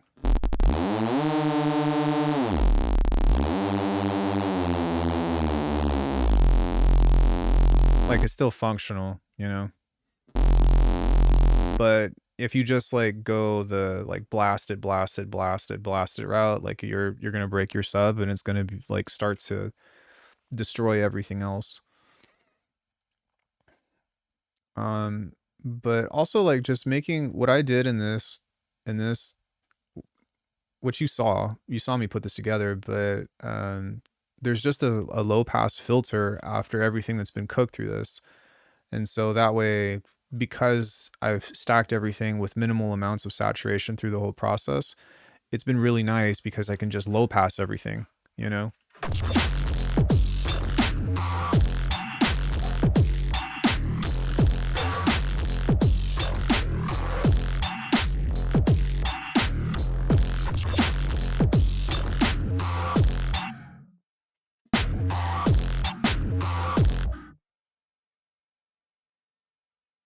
But I mean, yeah, this is definitely a beat.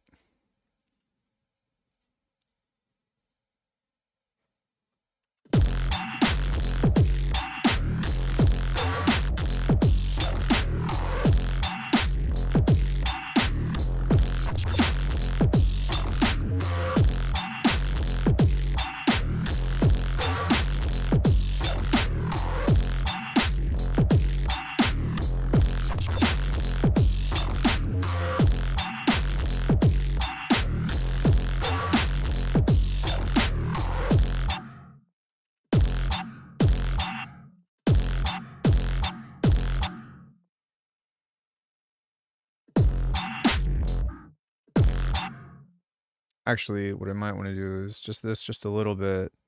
And then there should be a separate, yeah.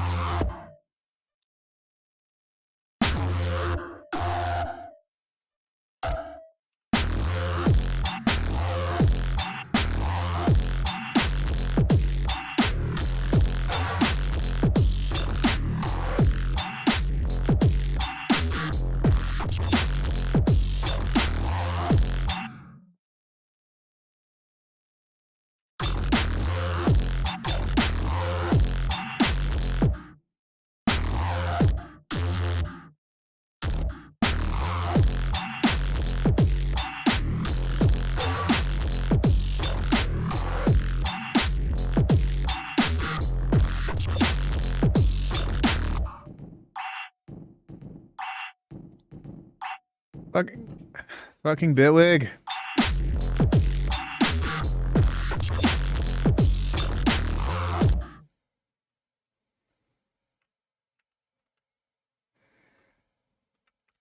God damn it.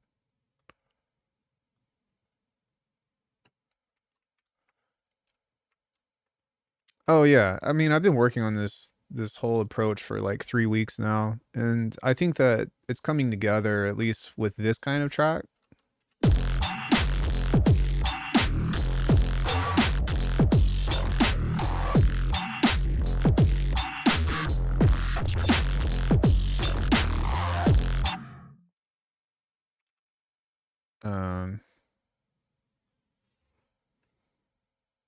But what are my targets for 2026? Fucking staying alive. Stay alive.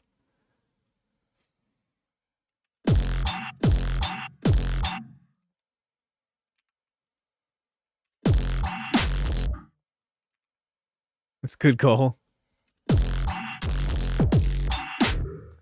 Yeah, no, I mean, I don't know. I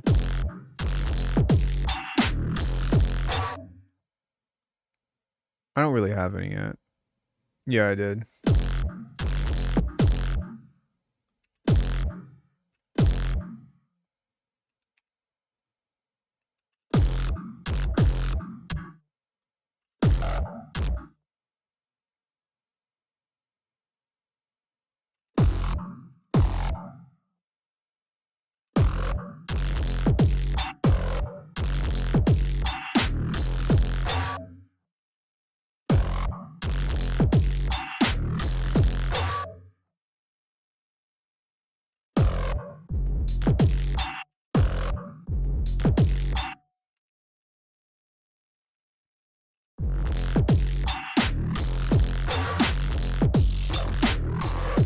You think they're going to be fucked up all year?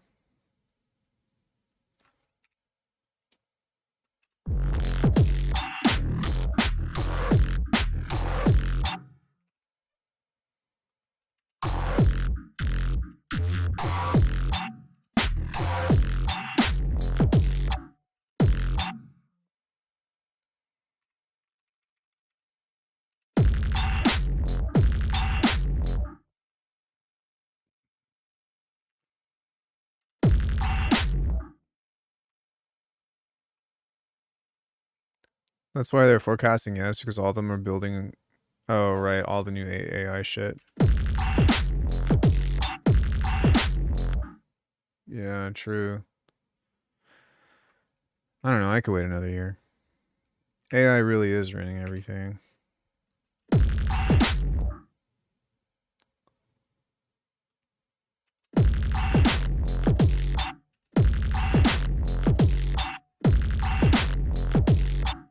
Interesting. Interesting. Distinguished.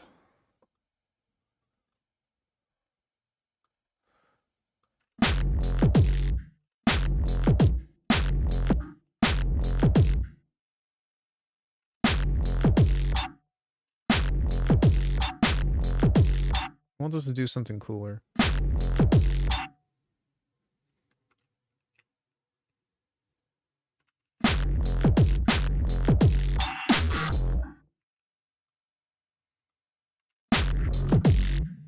Hmm.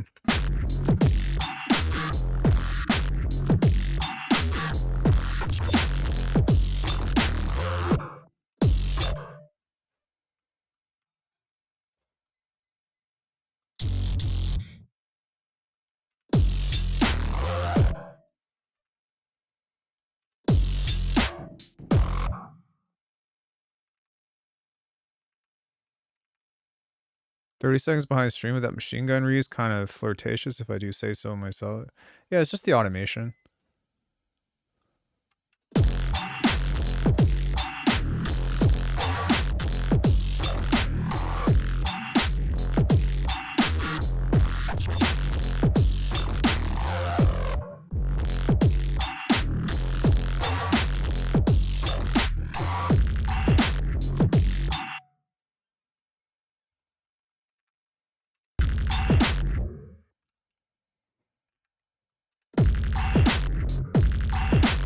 Oh, this machine gun base.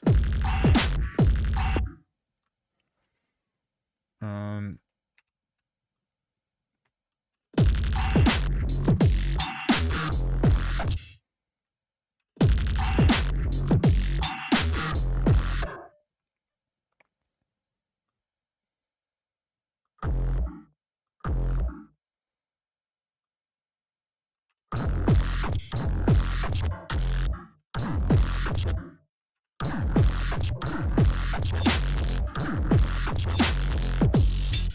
what the fuck?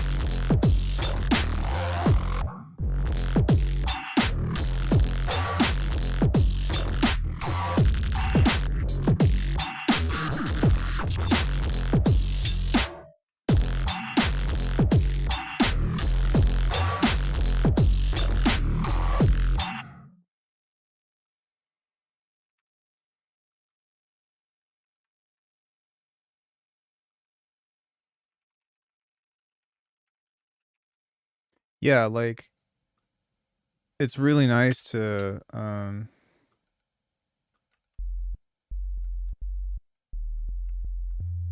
just have made a base and then like thrown it in and then been able to like use it, you know?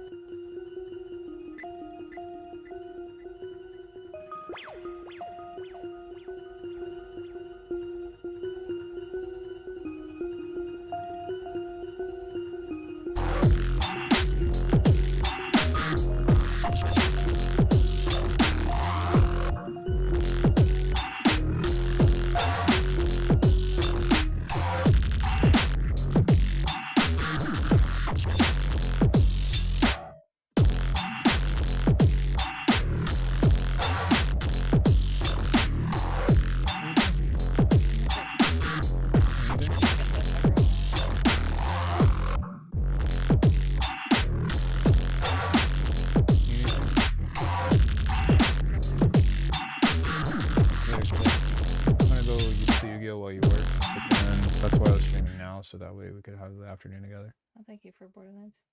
You want to play Borderlands later? Yeah. We'll get snackies. Settle down. I can get snacks on the way home. Thank you for the chocolate.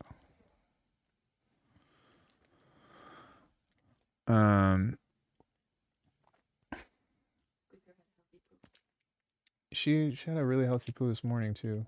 Well, I guess it's still morning, but it was like, I was like, oh. Because we've incorporated 2 cubes of sweet potato into her diet per meal and nothing's changing. Yeah, it's been okay. But she's also been drinking more water. Very true. That was really smart. I think that was a big thing for her. So. She's been a sweet baby.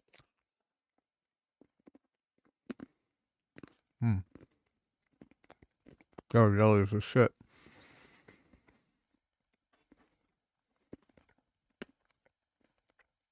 I'm gonna work on this melody for a bit.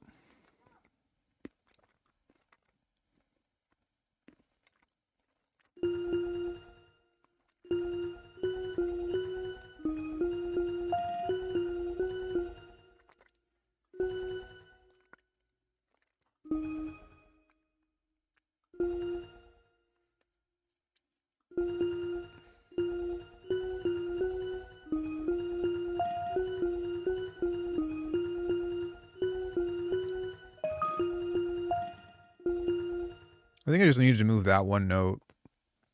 That was the only thing that was sticking out to me.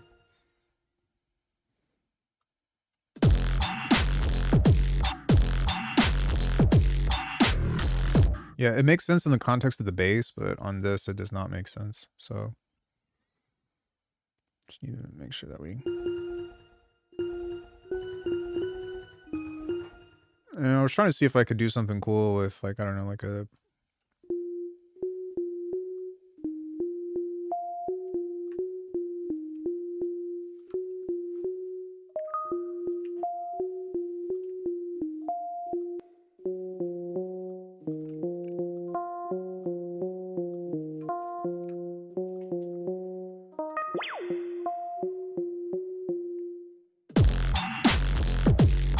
No, because the chord generator is going to change the key. So I don't need to.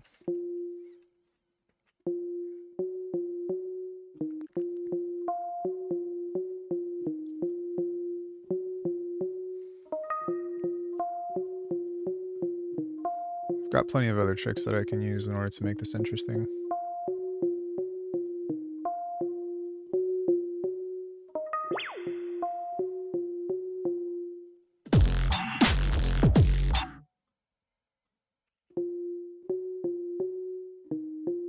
Yeah, of course.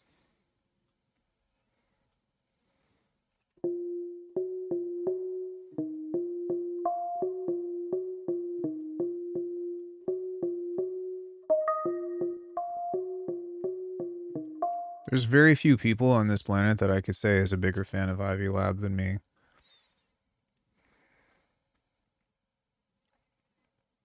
That's how all this shit got started. Note follower. Well, it's not how it got started, but it was a major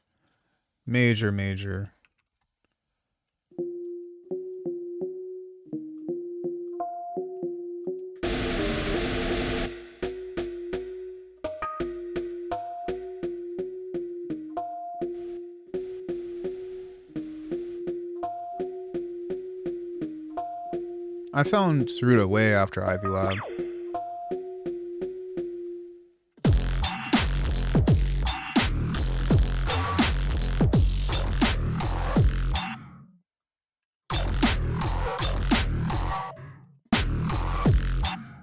Sorry, now I'm wanting to change this.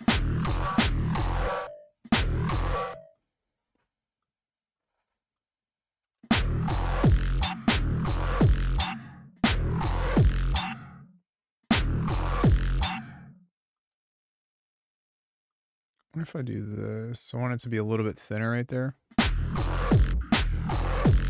A&E and calculate.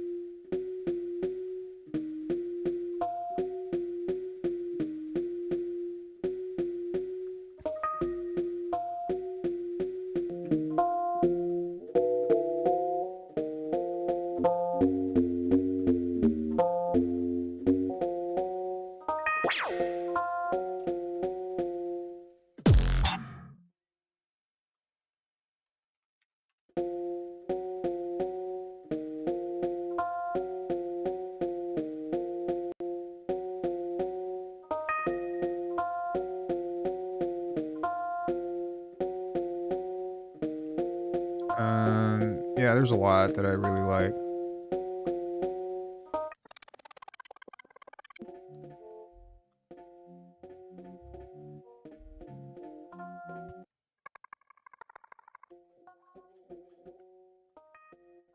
See if I can use some of this to like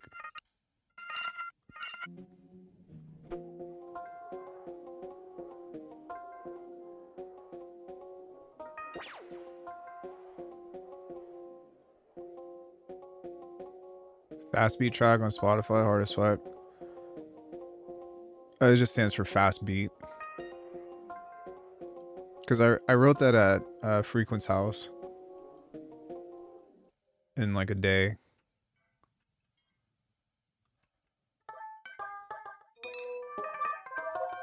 Orange is pretty cool too. Yeah, Orange and Two Fingers. Speaking of Orange and Two Fingers, actually, this is probably my favorite track from Ivy Lab.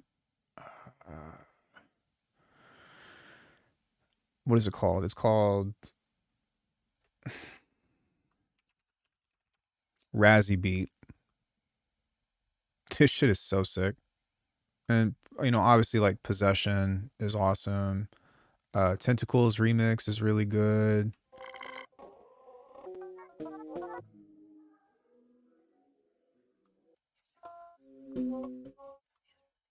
Oh, thank you, honey. That's so nice of you. You didn't have to do that.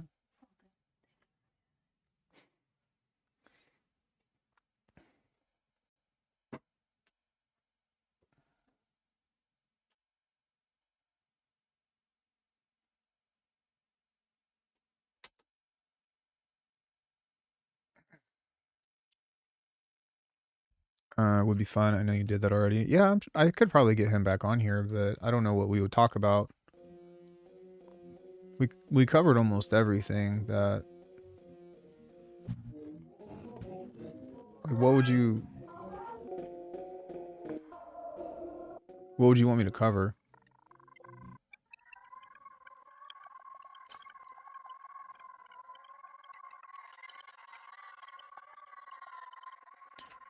So what I think I'm gonna do instead of just like shortcutting to Beam is I'm gonna just harmonize with it myself.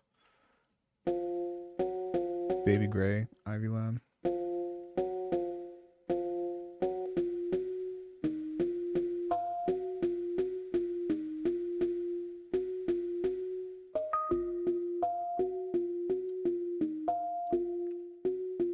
No, not really.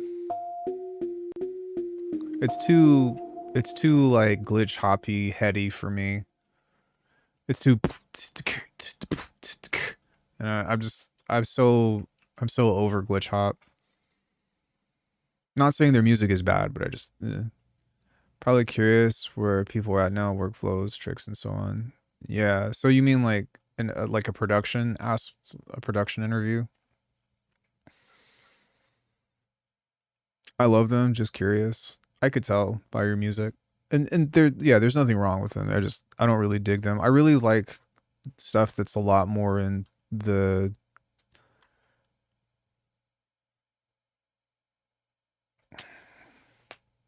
fucked up beats, I would say. Yeah, I could listen to people discuss that. Yeah, me too. It's just I don't think that he's changed much, to be honest. The last time I left his house, what he was doing was he was just like he just makes he just like throws any sound in there into the DAW and then starts doing sound design. No, he's in Colorado. And then starts doing sound design and then like turns it into a riff. It's actually not too different than what I do, but he hasn't really changed that process in over a decade. At least from what he's told me.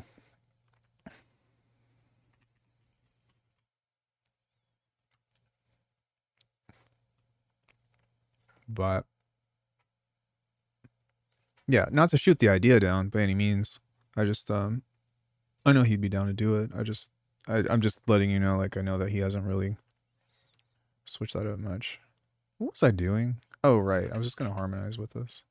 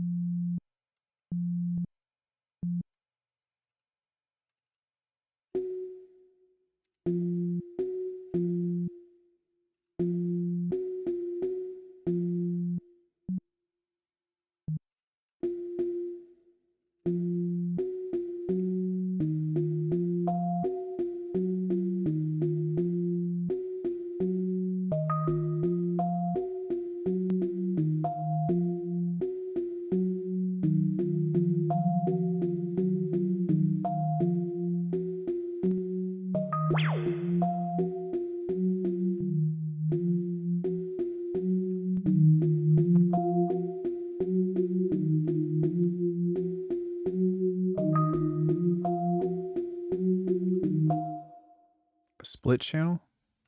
Like for what exactly?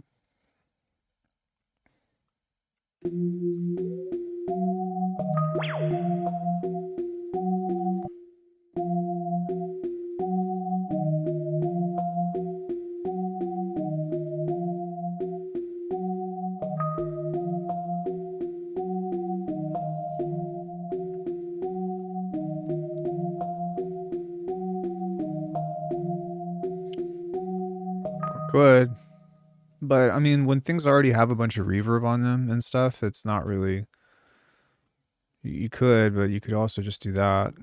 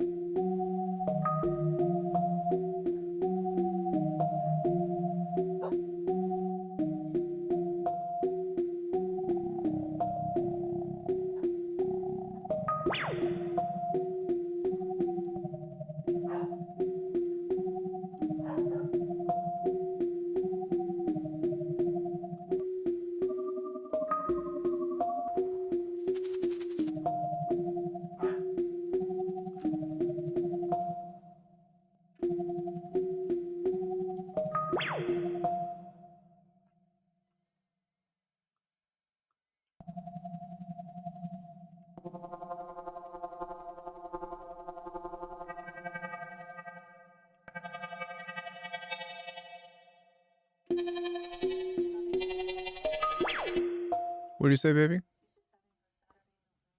Yeah. Nothing new. I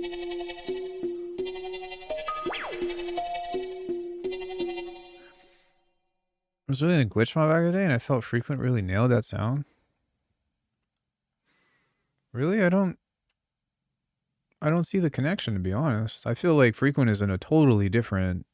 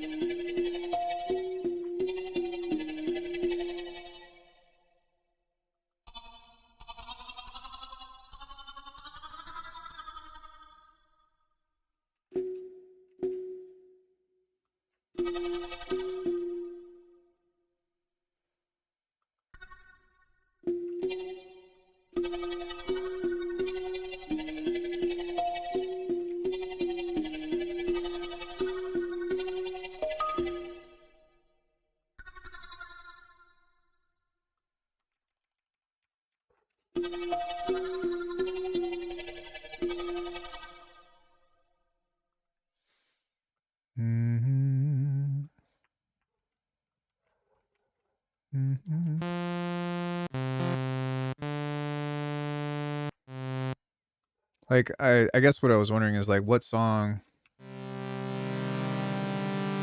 reminded you of the Glitch Mob from Frequent, and what song from what song from the Glitch Mob reminded you of what song from Frequent? I'm wondering.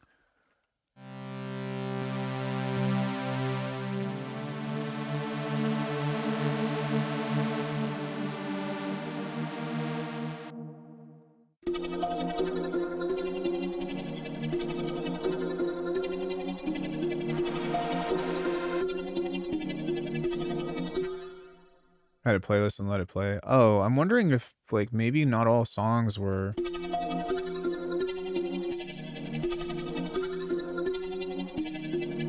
Hey, Alexa, what's up?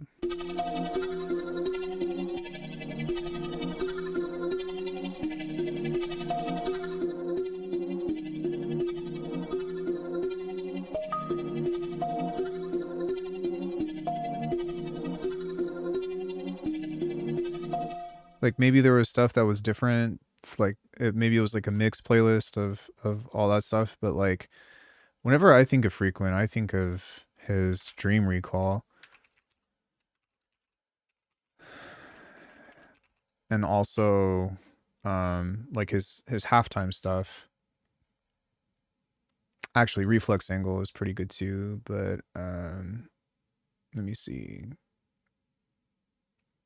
Or Ganymede Station. Like like all of this stuff. Even Daybird Collection. It's such a different. His music has way too much nuance for me.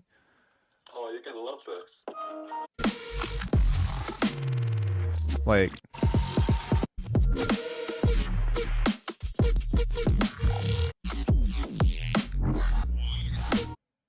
yeah, like that's very different than anything that I've ever heard that Glitch Mob has. Glitch Mob is more of like really slow, hardly any kind of like neuro stuff, very loopy.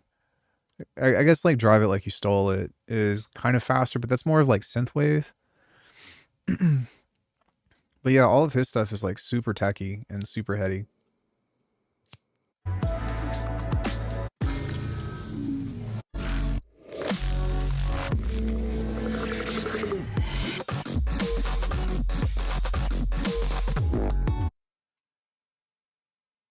Yeah, even Mr. Hilbert's Problems, like what sounds like Glitch Mob from that? And then it was a playlist. Oh no, I guess I was just trying to see your point of view. That's all I was getting at. For me personally, those aren't two artists that I would connect, but I mean,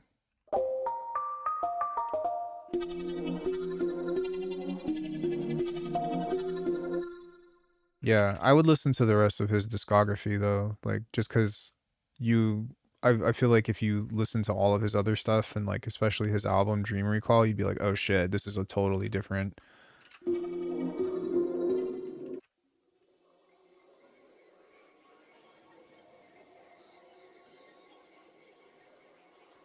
I like that.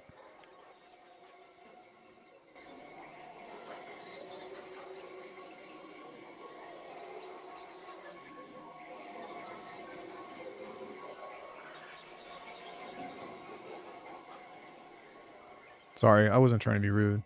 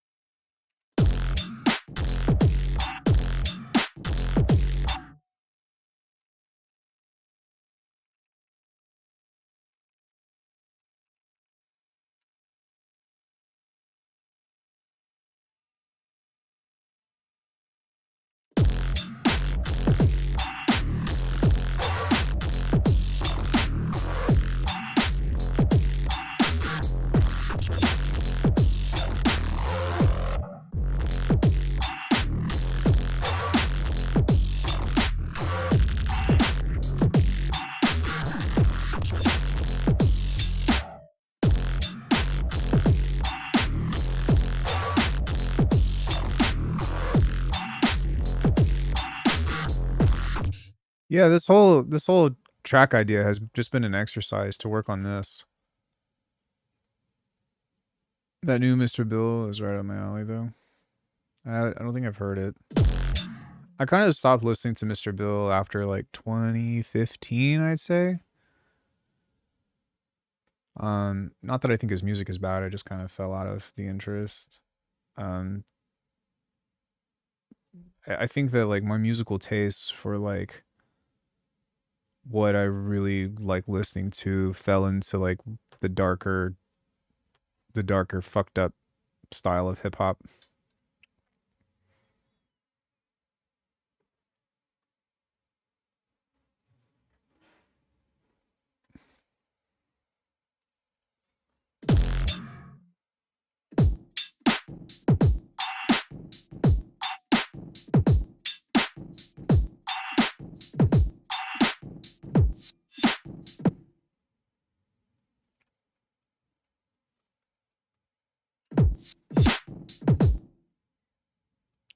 But I mean, he's pioneered so much stuff.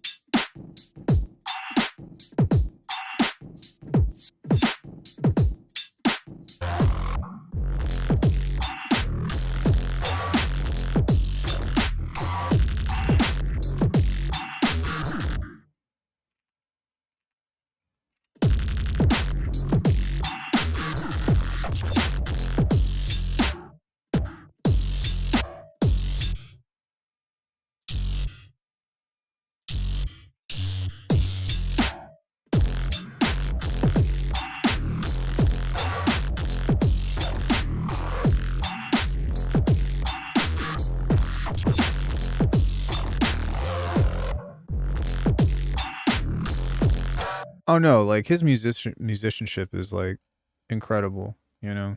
And he's still making really good music. I think that it's more of just like my own personal interest for what I like to listen to. But sorry, what I was gonna say, it was like Mr. Bill pioneered so much shit, you know. Um, like there's even a bunch of stuff that's in Bitwig that I'm thinking that I'm like they had to have Mr. Bill had to have some kind of influence on this. Not directly, but the creators like implemented something because of some shit that Mr. Bill did in the past, you know, but also like he was somebody that was sharing all of the information that everybody wanted to know in his own way, of course, since what, 2011 on YouTube. Like I remember watching a bunch of his zebra tutorials. I remember he had the website, which he probably still does, you know, the Mr. Bill subscription thing, the toolbox stuff, like a lot of the workflow things that he had. And I was really into him back then. Someone recommended Client 3. I didn't care for the first 2 tracks I heard. Once I heard another, I was like, all right, I get this. I actually don't know who that is. Hey, baby. I do need to go. Does anybody have any questions about anything that we did? We can probably continue this on Monday or maybe start something new, but I just wanted to see if I can get a cool little bass line going. There's still some things that I want to be different about this.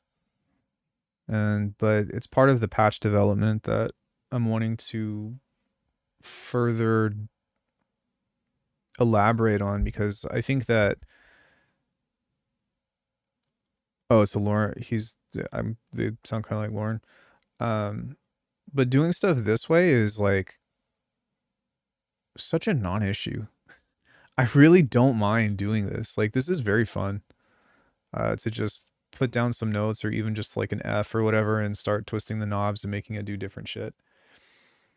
But I think that part of what I want it to be is something that makes it twist a little bit more. And really play with like the impacts versus the morphing. Stream was dope, thanks. Yeah, I mean, everything that I made, I did it this stream, so you can go back and watch how I put it all together. But this is kind of a direction that I'm wanting to explore, and then I can go back and add in like the weird resampling stuff with different effect racks and all that.